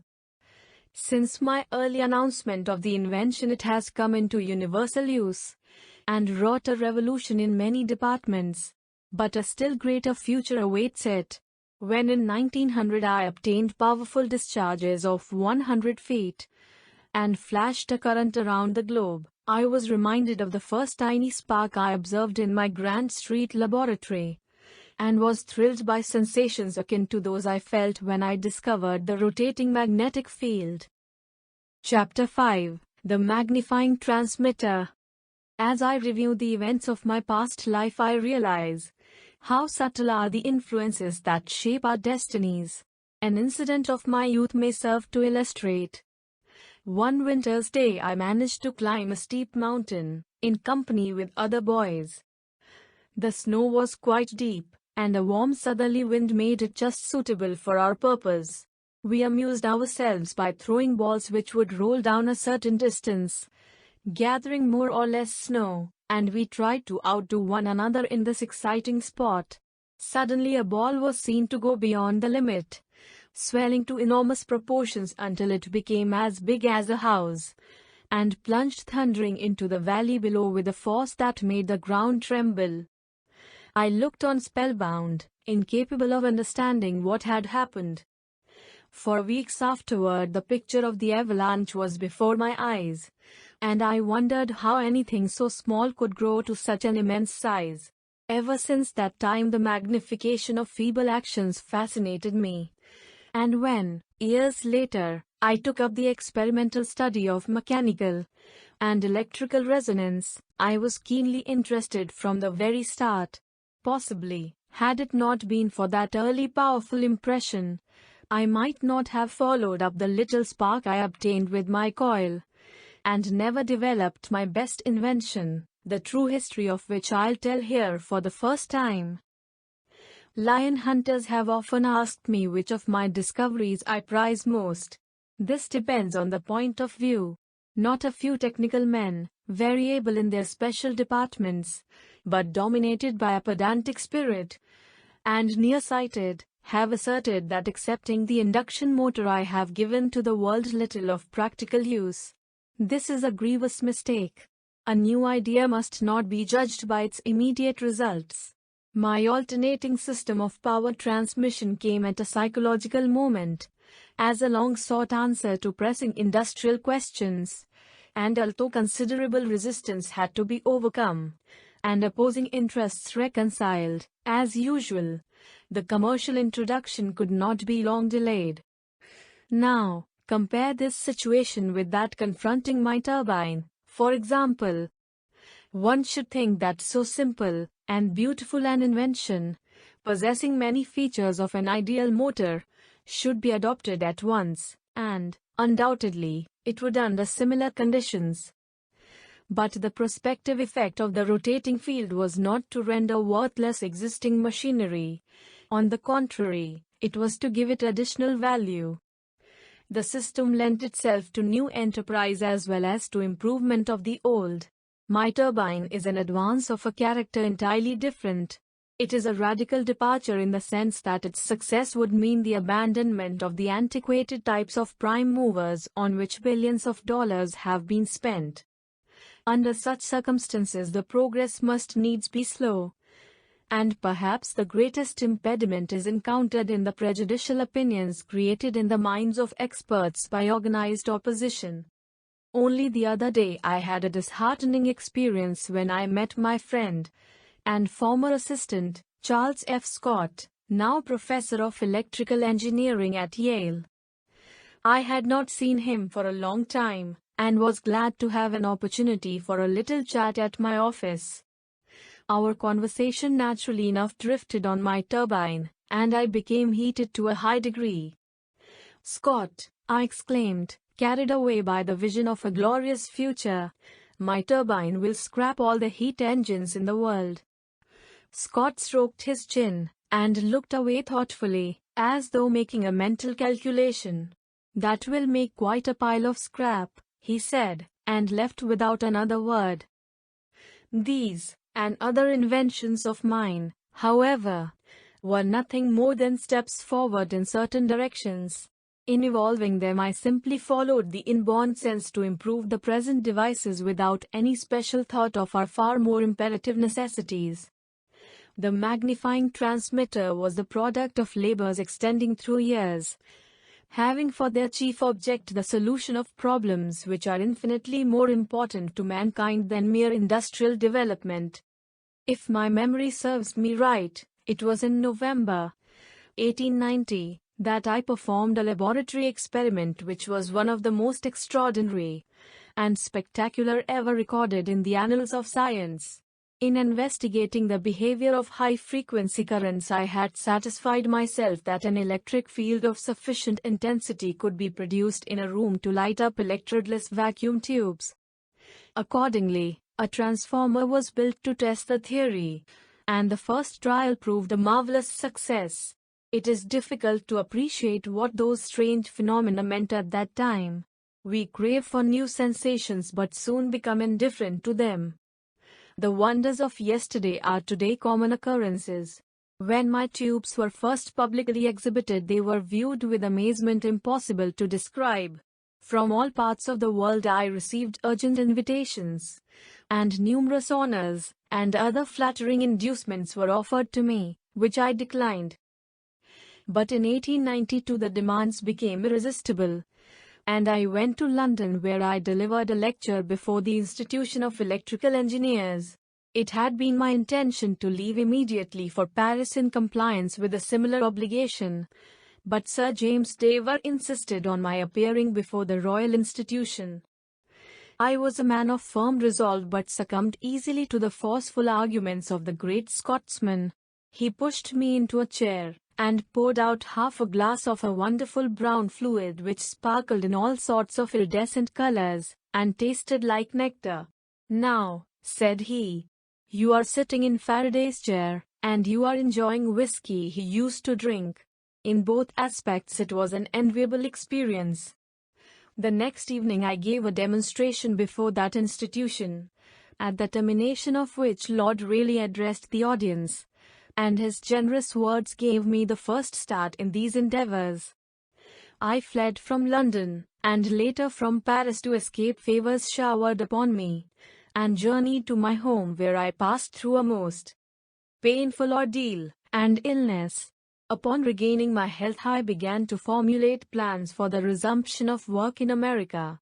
Up to that time I never realized that I possessed any particular gift of discovery, but Lord Rayleigh, whom I always considered as an ideal man of science, had said so, and if that was the case I felt that I should concentrate on some big idea.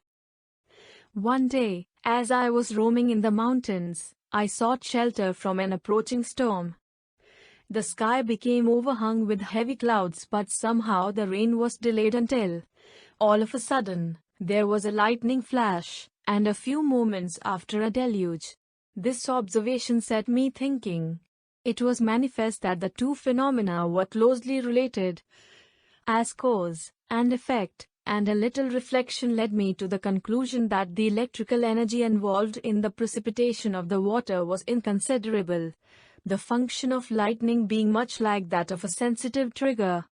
Here was a stupendous possibility of achievement. If we could produce electric effects of the required quality, this whole planet, and the conditions of existence on it, could be transformed. The sun raises the water of the oceans, and winds drive it to distant regions where it remains in a state of most delicate balance. If it were in our power to upset it when and wherever desired, this mighty life-sustaining stream could be at will controlled. We could irrigate arid deserts, create lakes and rivers, and provide motive power in unlimited amounts. This would be the most efficient way of harnessing the sun to the uses of man. The consummation depended on our ability to develop electric forces of the order of those in nature. It seemed a hopeless undertaking, but I made up my mind to try it, and immediately on my return to the United States, in the summer of 1892, work was begun which was to me all the more attractive, because a means of the same kind was necessary for the successful transmission of energy without wires. The first gratifying result was obtained in the spring of the succeeding year when I reached tensions of about 10 lakh volts with my conical coil. That was not much in the light of the present art, but it was then considered a feat. Steady progress was made until the destruction of my laboratory by fire in 1895, as may be judged from an article by T.C. Martin which appeared in the April number of the Century magazine. This calamity set me back in many ways, and most of that year had to be devoted to planning and reconstruction. However, as soon as circumstances permitted, I returned to the task. Although I knew that higher electromotive forces were attainable with apparatus of larger dimensions, I had an instinctive perception that the object could be accomplished by the proper design of a comparatively small and compact transformer. In carrying on tests with the secondary in the form of a flat spiral, as illustrated in my patents, the absence of streamers surprised me, and it was not long before I discovered that this was due to the position of the turns and their mutual action. Profiting from this observation, I resorted to the use of a high-tension conductor with turns of considerable diameter sufficiently separated to keep down the distributed capacity, while at the same time preventing undue accumulation of the charge at any point. The application of this principle enabled me to produce pressures of 40 lakh volts, which was about the limit obtainable in my new laboratory at Houston Street, as the discharge is extended through a distance of 16 feet. A photograph of this transmitter was published in the Electrical Review of November, 1898. In order to advance further along this line, I had to go into the open, and in the spring of 1899, having completed preparations for the erection of a wireless plant, I went to Colorado, where I remained for more than 1 year. Here I introduced other improvements and refinements which made it possible to generate currents of any tension that may be desired. Those who are interested will find some information in regard to the experiments I conducted there in my article, The Problem of Increasing Human Energy, in the Century magazine of June 1900, to which I have referred on a previous occasion. I have been asked by the electrical experimenter to be quite explicit on this subject so that my young friends among the readers of the magazine will clearly understand the construction and operation of my magnifying transmitter, and the purposes for which it is intended. Well, then, in the first place, it is a resonant transformer with a secondary in which the paths, charged to a high potential, are of considerable area, and arranged in space along ideal enveloping surfaces of very large radii of curvature, and at proper distances from one another, thereby ensuring a small electric surface density everywhere so that no leak can occur even if the conductor is bare. It is suitable for any frequency, from a few to many thousands of cycles per second, and can be used in the production of currents of tremendous volume and moderate pressure, or of smaller amperage and immense electromotive force. The maximum electric tension is merely dependent on the curvature of the surfaces on which the charged elements are situated, and the area of the latter. Judging from my past experience, as much as 10 crore volts are perfectly practicable. On the other hand, currents of many thousands of amperes may be obtained in the antenna. A plant of but very moderate dimensions is required for such performances. Theoretically, a terminal of less than 90 feet in diameter is sufficient to develop an electromotive force of that magnitude, while for antenna currents of from 2000 to 4000 amperes at the usual frequencies it need not be larger than 30 feet in diameter. In a more restricted meaning, this wireless transmitter is one in which the Hertz wave radiation is an entirely negligible quantity as compared with the whole energy, under which condition the damping factor is extremely small, and an enormous charge is stored in the elevated capacity. Such a circuit may then be excited with impulses of any kind, even of low frequency, and it will yield sinusoidal and continuous oscillations like those of an alternator. Taken in the narrowest significance of the term, however, it is a resonant transformer which, besides possessing these qualities, is accurately proportioned to fit the globe and its electrical constants and properties, by virtue of which design it becomes highly efficient and effective in the wireless transmission of energy. Distance is then absolutely eliminated, there being no diminution in the intensity of the transmitted impulses. It is even possible to make the actions increase with the distance from the plant according to an exact mathematical law. This invention was one of a number comprised in my world system of wireless transmission which I undertook to commercialize on my return to New York in 1900. As to the immediate purposes of my enterprise, they were clearly outlined in a technical statement of that period from which I quote. The world system has resulted from a combination of several original discoveries made by the inventor in the course of long continued research and experimentation.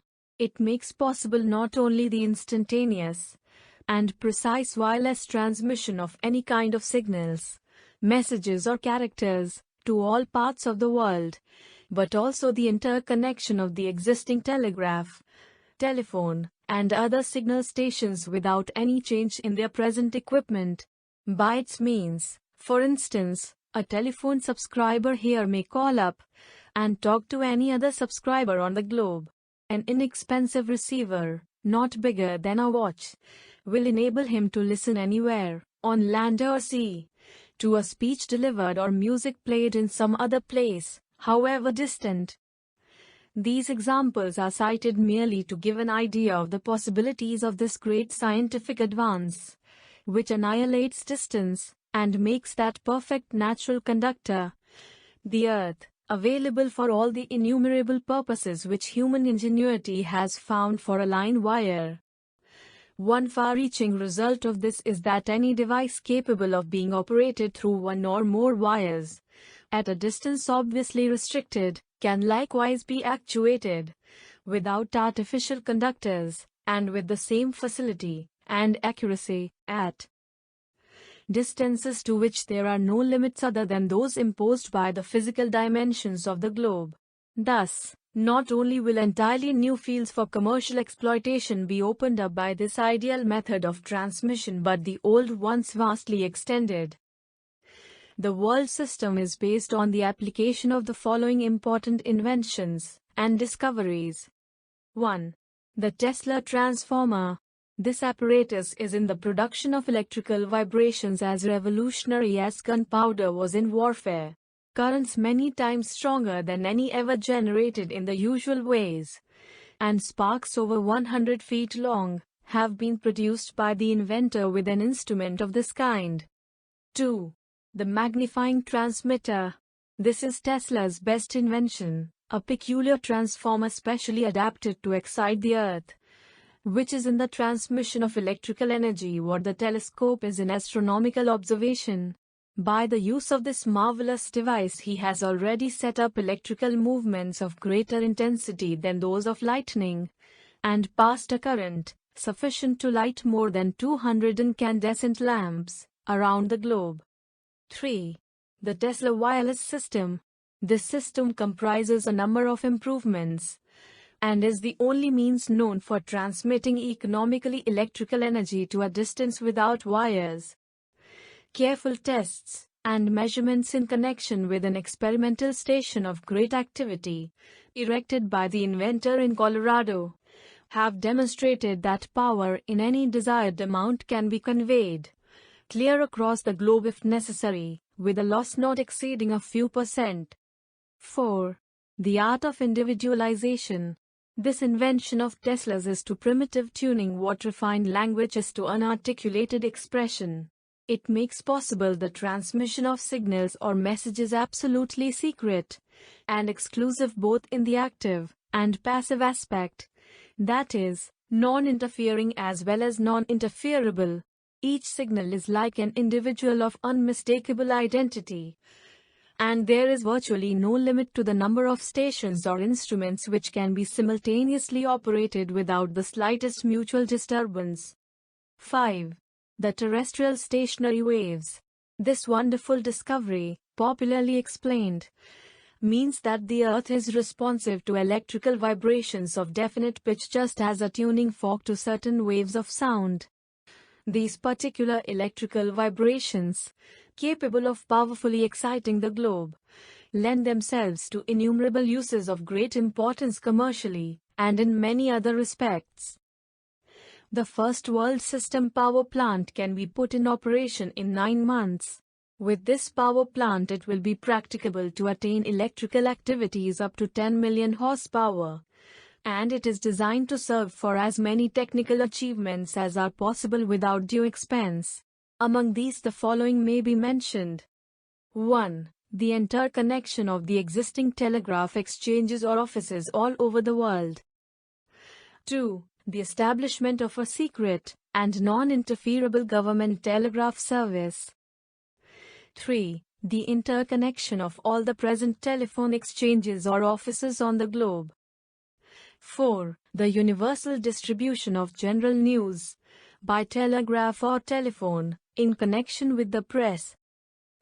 5. The establishment of such a world system of intelligence transmission for exclusive private use. 6. The interconnection and operation of all stock tickers of the world. 7. The establishment of a world system of musical distribution, etc. 8. The universal registration of time by cheap clocks indicating the hour with astronomical precision, and requiring no attention whatever. 9. The world transmission of typed or handwritten characters, letters, checks, etc. 10. The establishment of a universal marine service enabling the navigators of all ships to steer perfectly without compass, to determine the exact location, hour, and speed, to prevent collisions and disasters, etc. 11. The inauguration of a system of world printing on land and sea. 12. The world reproduction of photographic pictures and all kinds of drawings or records.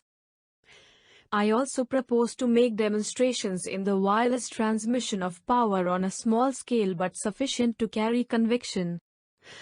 Besides these, I refer to other and incomparably more important applications of my discoveries which will be disclosed at some future date.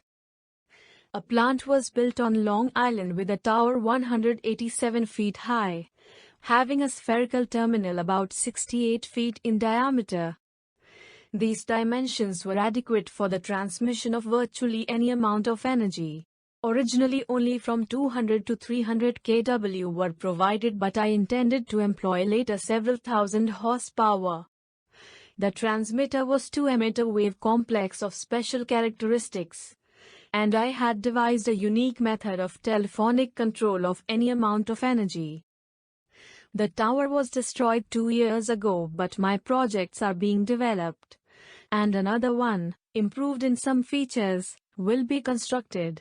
On this occasion, I would contradict the widely circulated report that the structure was demolished by the government, which, owing to war conditions, might have created prejudice in the minds of those who may not know that the papers, which 30 years ago conferred upon me the honor of American citizenship, are always kept in a safe, while my orders, diplomas, degrees, gold medals, and other distinctions are packed away in old trunks.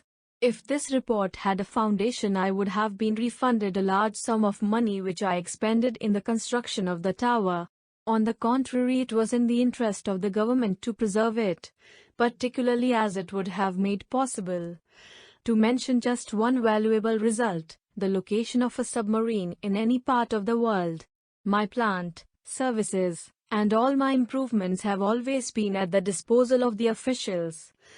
And ever since the outbreak of the European conflict, I have been working at a sacrifice on several inventions of mine relating to aerial navigation, ship propulsion, and wireless transmission, which are of the greatest importance to the country. Those who are well informed know that my ideas have revolutionized the industries of the United States, and I am not aware that there lives an inventor who has been, in this respect, as fortunate as myself, especially as regards the use of his improvements in the war. I have refrained from publicly expressing myself on this subject before, as it seemed improper to dwell on personal matters while all the world was in dire trouble.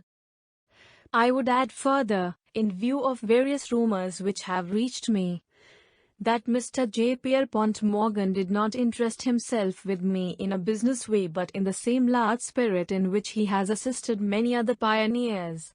He carried out his generous promise to the letter, and it would have been most unreasonable to expect from him anything more.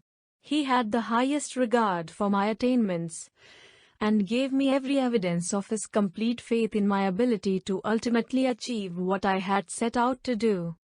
I am unwilling to accord to some small-minded and jealous individuals the satisfaction of having thwarted my efforts. These men are to me nothing more than microbes of a nasty disease. My project was retarded by laws of nature. The world was not prepared for it. It was too far ahead of time.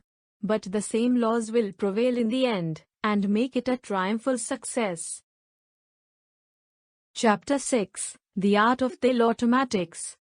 No subject to which I have ever devoted myself has called for such concentration of mind, and strained to so dangerous a degree the finest fibers of my brain as the system of which the magnifying transmitter is the foundation. I put all the intensity and vigor of youth in the development of the rotating field discoveries, but those early labors were of a different character. Although strenuous in the extreme, they did not involve that keen and exhausting discernment which had to be exercised in attacking the many puzzling problems of the wireless. Despite my rare physical endurance at that period, the abused nerves finally rebelled, and I suffered a complete collapse, just as the consummation of the long and difficult task was almost in sight. Without doubt I would have paid a greater penalty later, and very likely my career would have been prematurely terminated, had not Providence equipped me with a safety device, which has seemed to improve with advancing years, and unfailingly comes into play when my forces are at an end. So long as it operates, I am safe from danger due to overwork, which threatens other inventors, and, incidentally, I need no vacations which are indispensable to most people. When I am all but used up, I simply do as the darkies, who naturally fall asleep while white folks worry. To venture a theory out of my sphere, the body probably accumulates little by little a definite quantity of some toxic agent, and I sink into a nearly lethargic state which lasts half an hour to the minute. Upon awakening, I have the sensation as though the events immediately preceding had occurred very long ago, and if I attempt to continue the interrupted train of thought, I feel a veritable mental nausea. Involuntarily, I then turn to other work, and am surprised at the freshness of the mind and ease with which I overcome obstacles that had baffled me before. After weeks or months, my passion for the temporarily abandoned invention returns, and I invariably find answers to all the vexing questions with scarcely any effort. In this connection, I will tell of an extraordinary experience which may be of interest to students of psychology. I had produced a striking phenomenon with my grounded transmitter, and was endeavoring to ascertain its true significance in relation to the currents propagated through the earth. It seemed a hopeless undertaking, and for more than a year I worked unremittingly, but in vain. This profound study so entirely absorbed me that I became forgetful of everything else, even of my undermined health. At last, as I was at the point of breaking down, nature applied the preservative-inducing lethal sleep. Regaining my senses, I realized with consternation that I was unable to visualize scenes from my life except those of infancy, the very first ones that had entered my consciousness. Curiously enough, these appeared before my vision with startling distinctness, and afforded me welcome relief. Night after night, when retiring, I would think of them, and more of my previous existence was revealed. The image of my mother was always the principal figure in the spectacle that slowly unfolded, and a consuming desire to see her again gradually took possession of me. This feeling grew so strong that I resolved to drop all work and satisfy my longing.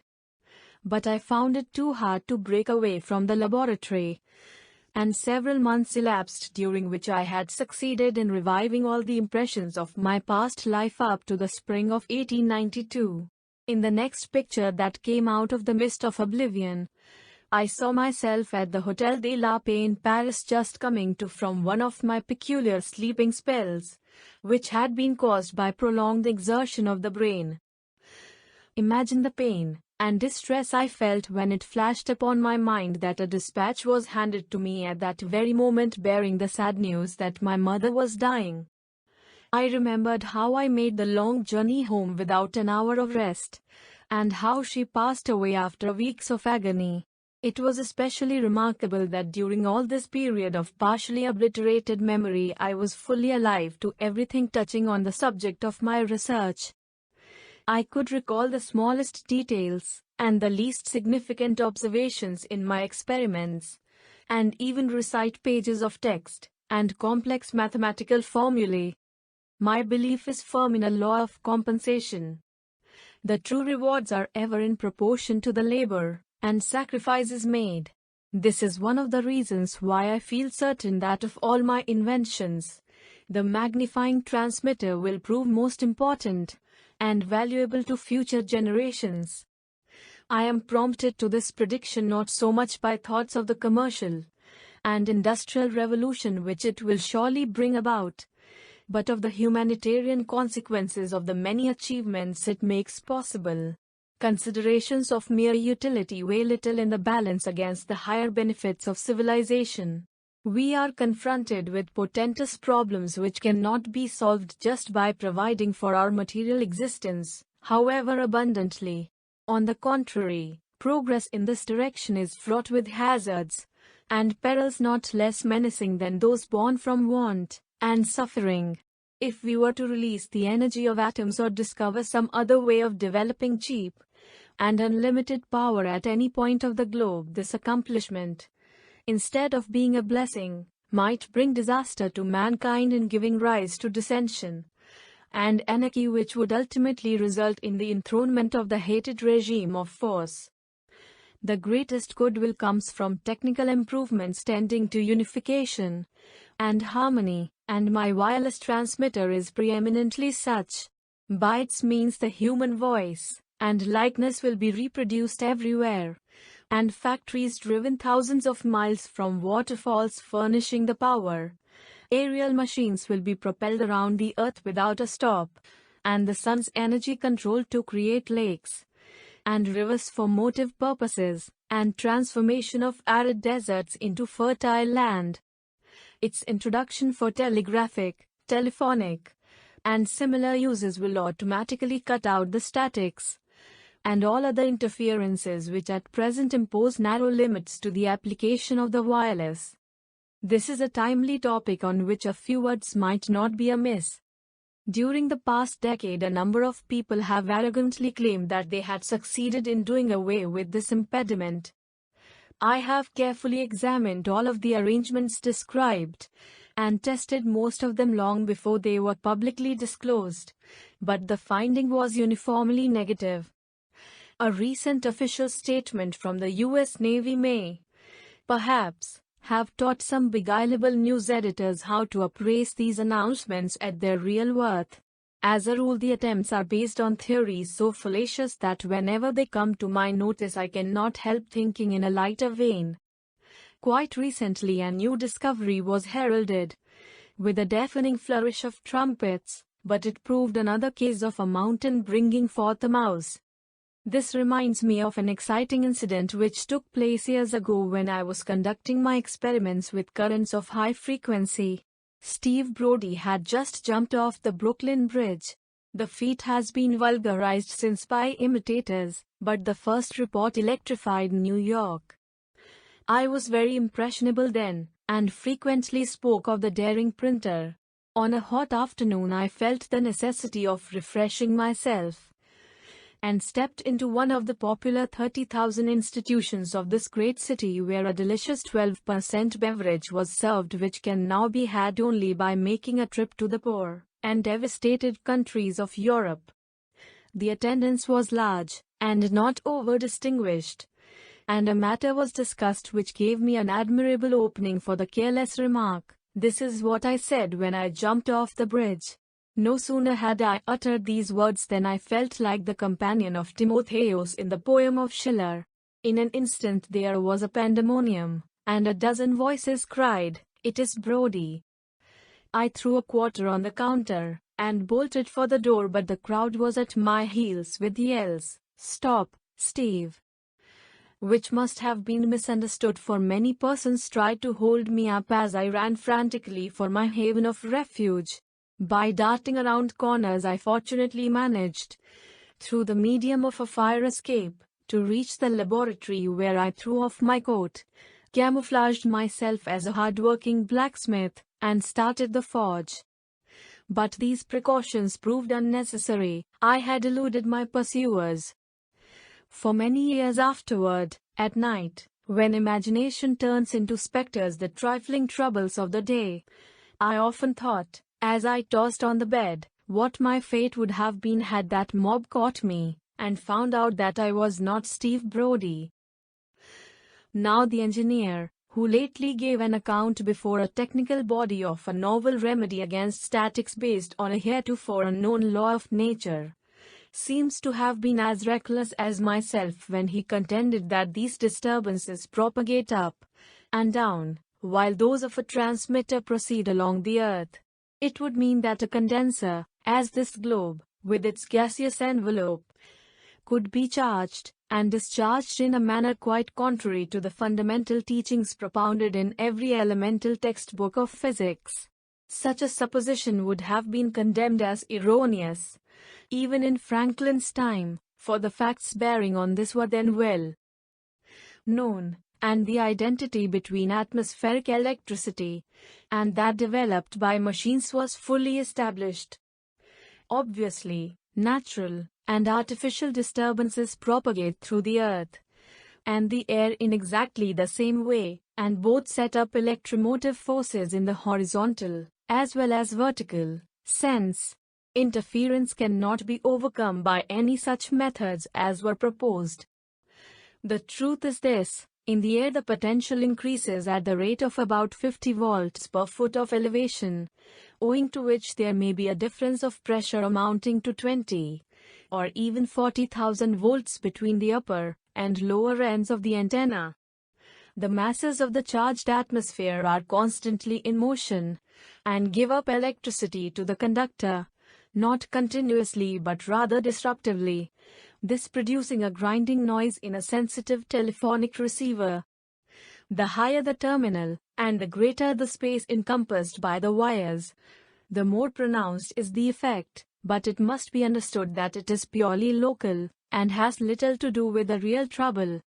In 1900, while perfecting my wireless system, one form of apparatus comprised 4 antennae. These were carefully calibrated to the same frequency, and connected in multiple with the object of magnifying the action in receiving from any direction. When I desired to ascertain the origin of the transmitted impulses, each diagonally situated pair was put in series with a primary coil energizing the detector circuit. In the former case the sound was loud in the telephone. In the latter it ceased, as expected, the 2 antennae neutralizing each other. But the true statics manifested themselves in both instances, and I had to devise special preventives embodying different principles. By employing receivers connected to 2 points of the ground, as suggested by me long ago, this trouble caused by the charged air, which is very serious in the structures as now built, is nullified, and besides, the liability of all kinds of interference is reduced to about 1/2, because of the directional character of the circuit. This was perfectly self-evident, but came as a revelation to some simple-minded wireless folks whose experience was confined to forms of apparatus that could have been improved with an axe, and they have been disposing of the bear's skin before killing him. If it were true that strays performed such antics, it would be easy to get rid of them by receiving without aerials. But, as a matter of fact, a wire buried in the ground which, conforming to this view, should be absolutely immune, is more susceptible to certain extraneous impulses than one placed vertically in the air. To state it fairly, a slight progress has been made, but not by virtue of any particular method or device. It was achieved simply by discarding the enormous structures, which are bad enough for transmission but wholly unsuitable for reception, and adopting a more appropriate type of receiver. As I pointed out in a previous article, to dispose of this difficulty for good, a radical change must be made in the system, and the sooner this is done the better. It would be calamitous, indeed, if at this time when the art is in its infancy, and the vast majority, not excepting even experts, have no conception of its ultimate possibilities, a measure would be rushed through the legislature making it a government monopoly. This was proposed a few weeks ago by Secretary Daniels, and no doubt that distinguished official has made his appeal to the Senate and House of Representatives with sincere conviction. But universal evidence unmistakably shows that the best results are always obtained in healthful commercial competition. There are, however, exceptional reasons why wireless should be given the fullest freedom of development. In the first place, it offers prospects immeasurably greater and more vital to betterment of human life than any other invention or discovery in the history of man. Then again, it must be understood that this wonderful art has been, in its entirety, evolved here, and can be called American with more right and propriety than the telephone, the incandescent lamp or the aeroplane. Enterprising press agents and stock jobbers have been so successful in spreading misinformation that even so excellent a periodical as the Scientific American accords the chief credit to a foreign country. The Germans, of course, gave us the Hertz waves, and the Russian, English, French, and Italian experts were quick in using them for signaling purposes. It was an obvious application of the new agent, and accomplished with the old classical and unimproved induction coil, scarcely anything more than another kind of heliography. The radius of transmission was very limited, the results attained of little value, and the Hertz oscillations, as a means for conveying intelligence, could have been advantageously replaced by sound waves, which I advocated in 1891. Moreover, all of these attempts were made 3 years after the basic principles of the wireless system, which is universally employed today, and its potent instrumentalities had been clearly described and developed in America. No trace of those Hertzian appliances and methods remains today. We have proceeded in the very opposite direction, and what has been done is the product of the brains and efforts of citizens of this country. The fundamental patents have expired, and the opportunities are open to all.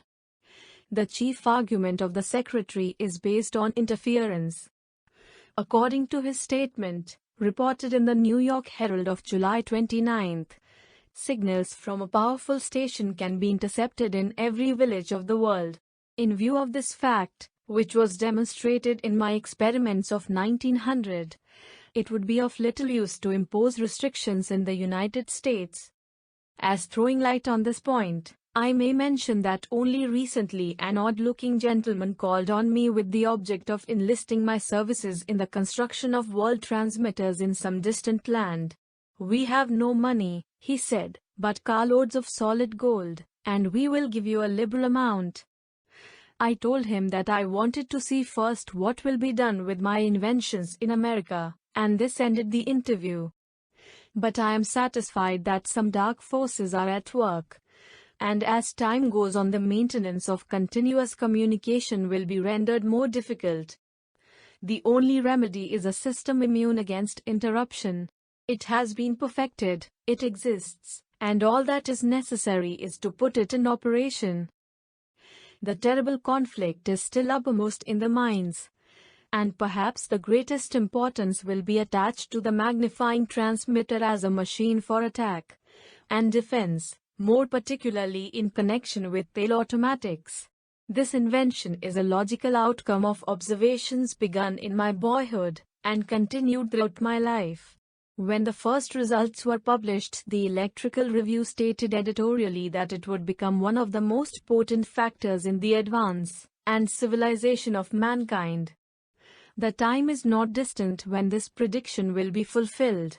In 1898 and 1900 it was offered to the government, and might have been adopted were I one of those who would go to Alexander's shepherd when they want a favor from Alexander. At that time I really thought that it would abolish war, because of its unlimited destructiveness and exclusion of the personal element of combat. But while I have not lost faith in its potentialities, my views have changed since. War cannot be avoided until the physical cause for its recurrence is removed. And this, in the last analysis, is the vast extent of the planet on which we live. Only through annihilation of distance in every respect, as the conveyance of intelligence, transport of passengers and supplies, and transmission of energy will conditions be brought about someday, ensuring permanency of friendly relations. What we now want most is closer contact and better understanding between individuals and communities all over the earth, and the elimination of that fanatic devotion to exalted ideals of national egoism and pride which is always prone to plunge the world into primeval barbarism and strife. No league or parliamentary act of any kind will ever prevent such a calamity. These are only new devices for putting the weak at the mercy of the strong. I have expressed myself in this regard 14 years ago, when a combination of a few leading governments, a sort of holy alliance, was advocated by the late Andrew Carnegie, who may be fairly considered as the father of this idea, having given to it more publicity and impetus than anybody else prior to the efforts of the President. While it cannot be denied that such a pact might be of material advantage to some less fortunate peoples, it cannot attain the chief object sought. Peace can only come as a natural consequence of universal enlightenment and merging of races, and we are still far from this blissful realization. As I view the world of today, in the light of the gigantic struggle we have witnessed, I am filled with conviction that the interests of humanity would be best served if the United States remained true to its traditions and kept out of entangling alliances. Situated as it is, geographically, remote from the theaters of impending conflicts, without incentive to territorial aggrandizement, with inexhaustible resources and immense population thoroughly imbued with the spirit of liberty and right, this country is placed in a unique and privileged position. It is thus able to exert, independently, its colossal strength and moral force to the benefit of all, more judiciously and effectively than as member of a league. In one of these biographical sketches, published in the Electrical Experimenter, I have dwelt on the circumstances of my early life, and told of an affliction which compelled me to unremitting exercise of imagination and self-observation. This mental activity, at first involuntary under the pressure of illness and suffering, gradually became second nature, and led me finally to recognize that I was but an automaton devoid of free will in thought and action, and merely responsive to the forces of the environment. Our bodies are of such complexity of structure, the motions we perform are so numerous and involved, and the external impressions on our sense organs to such a degree delicate and elusive that it is hard for the average person to grasp this fact.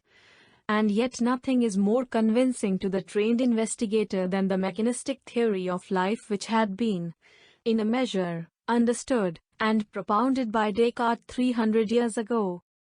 But in his time many important functions of our organism were unknown, and, especially with respect to the nature of light, and the construction and operation of the eye, philosophers were in the dark. In recent years the progress of scientific research in these fields has been such as to leave no room for a doubt in regard to this view, on which many works have been published. One of its ablest and most eloquent exponents is, perhaps, Félix Ledantec, formerly assistant of Pasteur.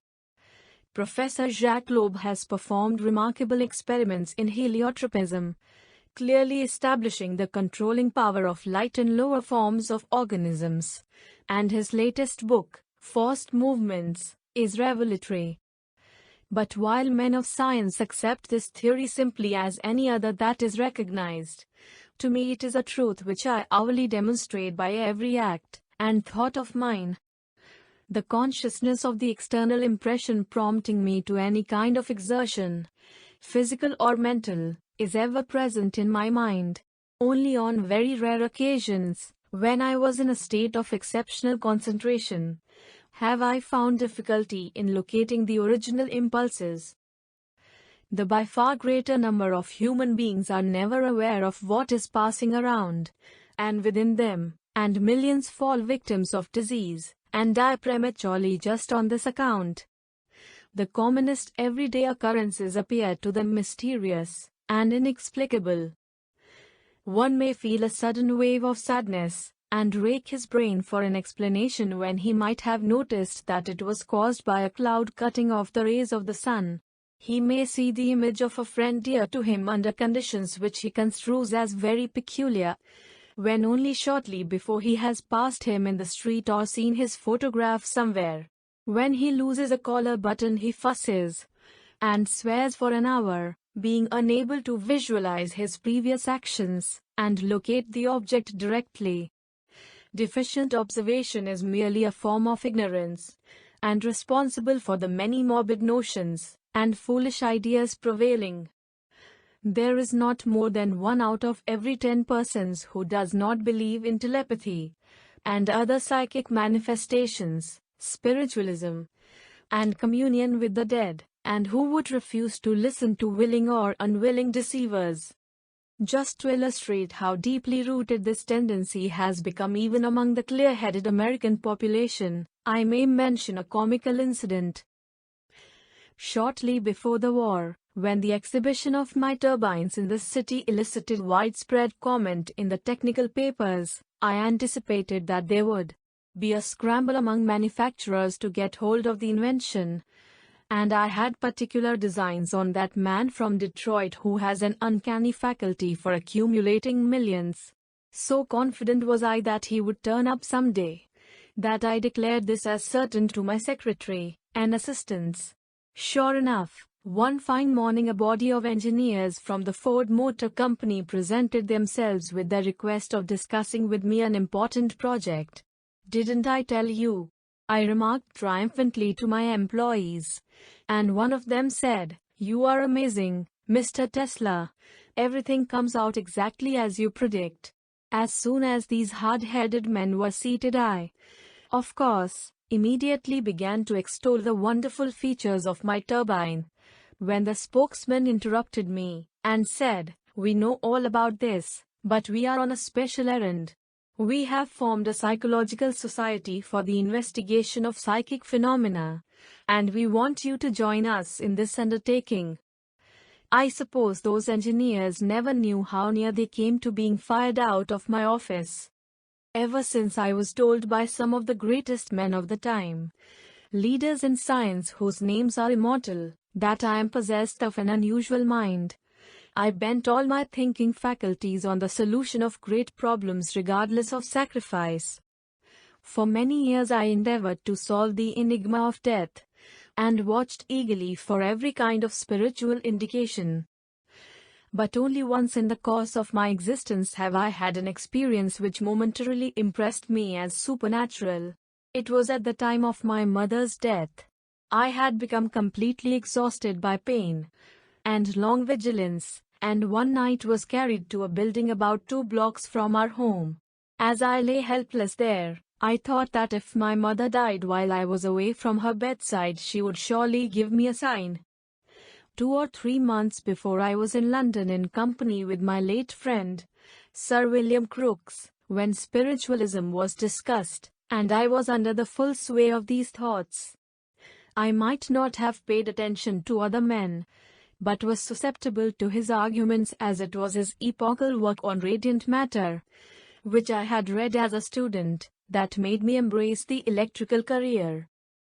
I reflected that the conditions for a look into the beyond were most favorable, for my mother was a woman of genius, and particularly excelling in the powers of intuition.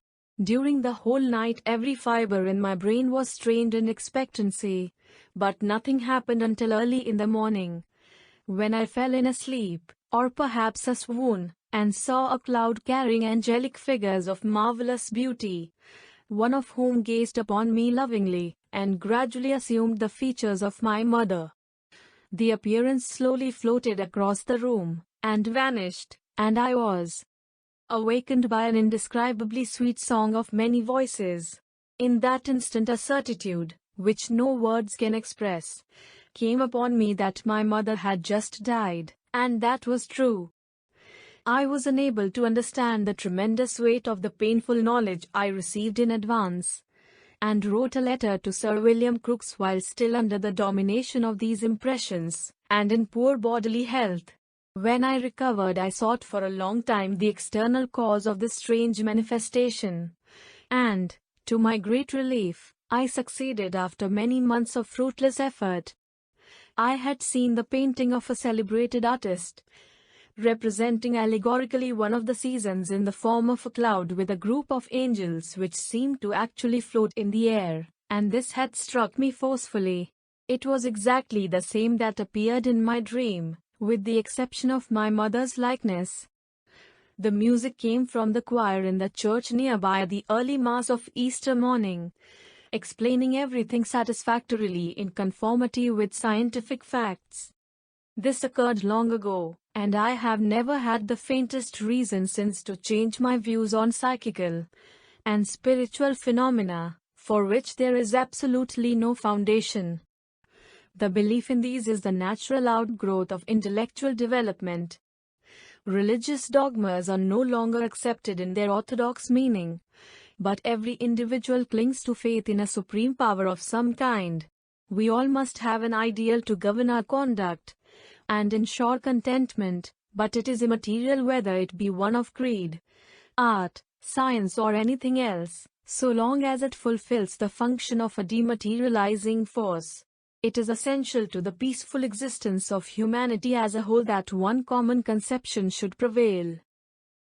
While I have failed to obtain any evidence in support of the contentions of psychologists and spiritualists, I have proved to my complete satisfaction the automatism of life, not only through continuous observations of individual actions, but even more conclusively through certain generalizations.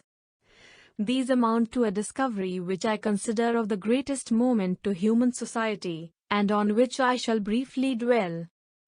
I got the first inkling of this astounding truth when I was still a very young man, but for many years I interpreted what I noted simply as coincidences, namely, whenever either myself or a person to whom I was attached, or a cause to which I was devoted, was hurt by others in a particular way, which might be best popularly characterized as the most unfair imaginable, I experienced a singular and undefinable pain which, for want of a better term, I have qualified as cosmic, and shortly thereafter, and invariably, those who had inflicted it came to grief. After many such cases I confided this to a number of friends, who had the opportunity to convince themselves of the truth of the theory which I have gradually formulated, and which may be stated in the following few words.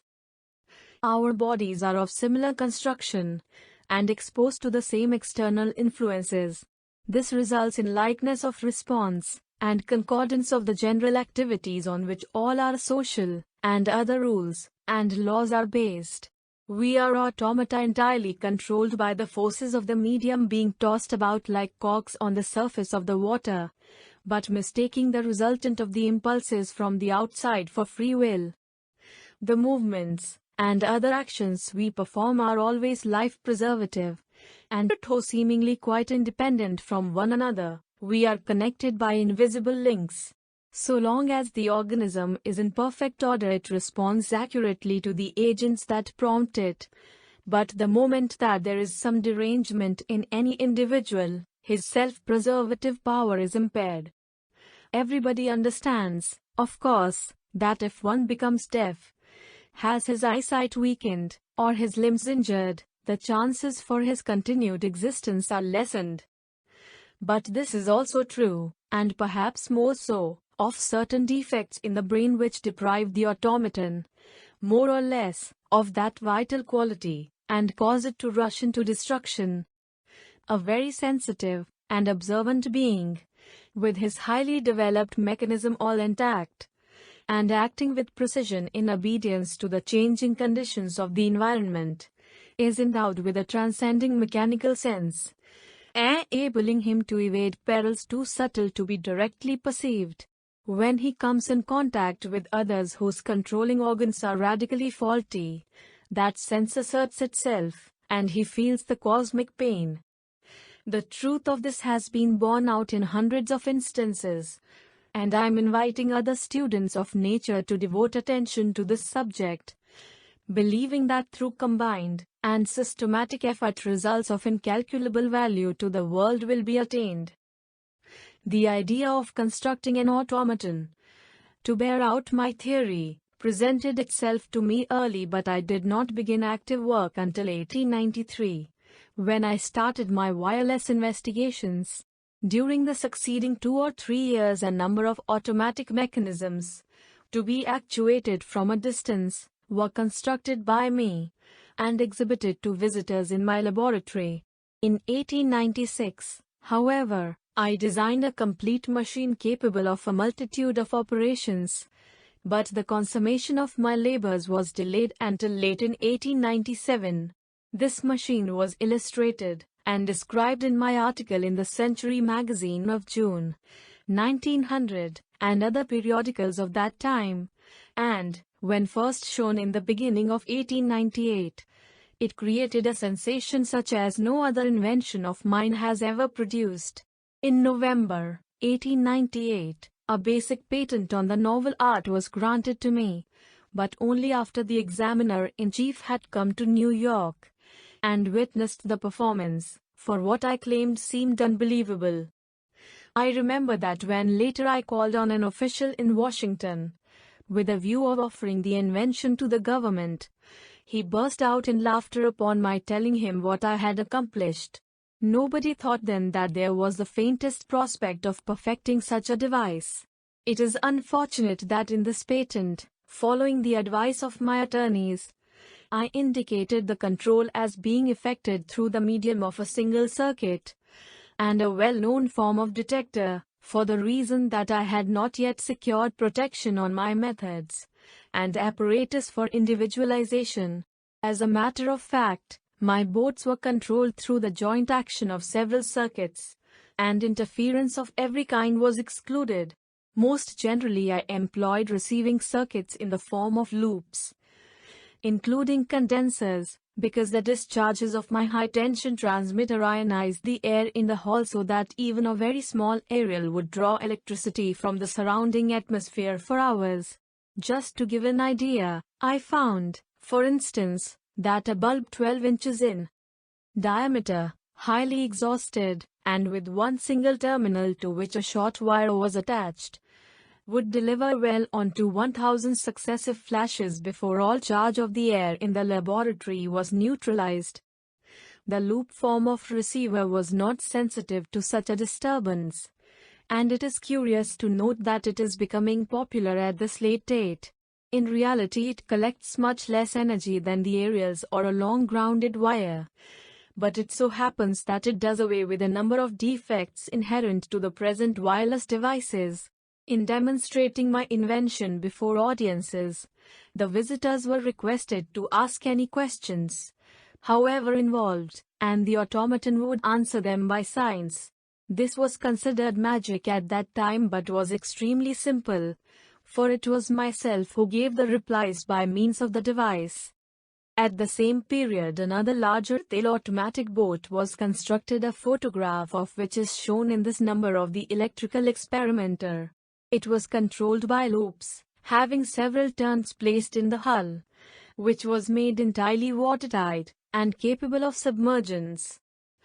The apparatus was similar to that used in the first with the exception of certain special features I introduced as, for example, incandescent lamps which afforded a visible evidence of the proper functioning of the machine. These automata, controlled within the range of vision of the operator, were, however, the first and rather crude steps in the evolution of the art of teleautomatics as I had conceived it.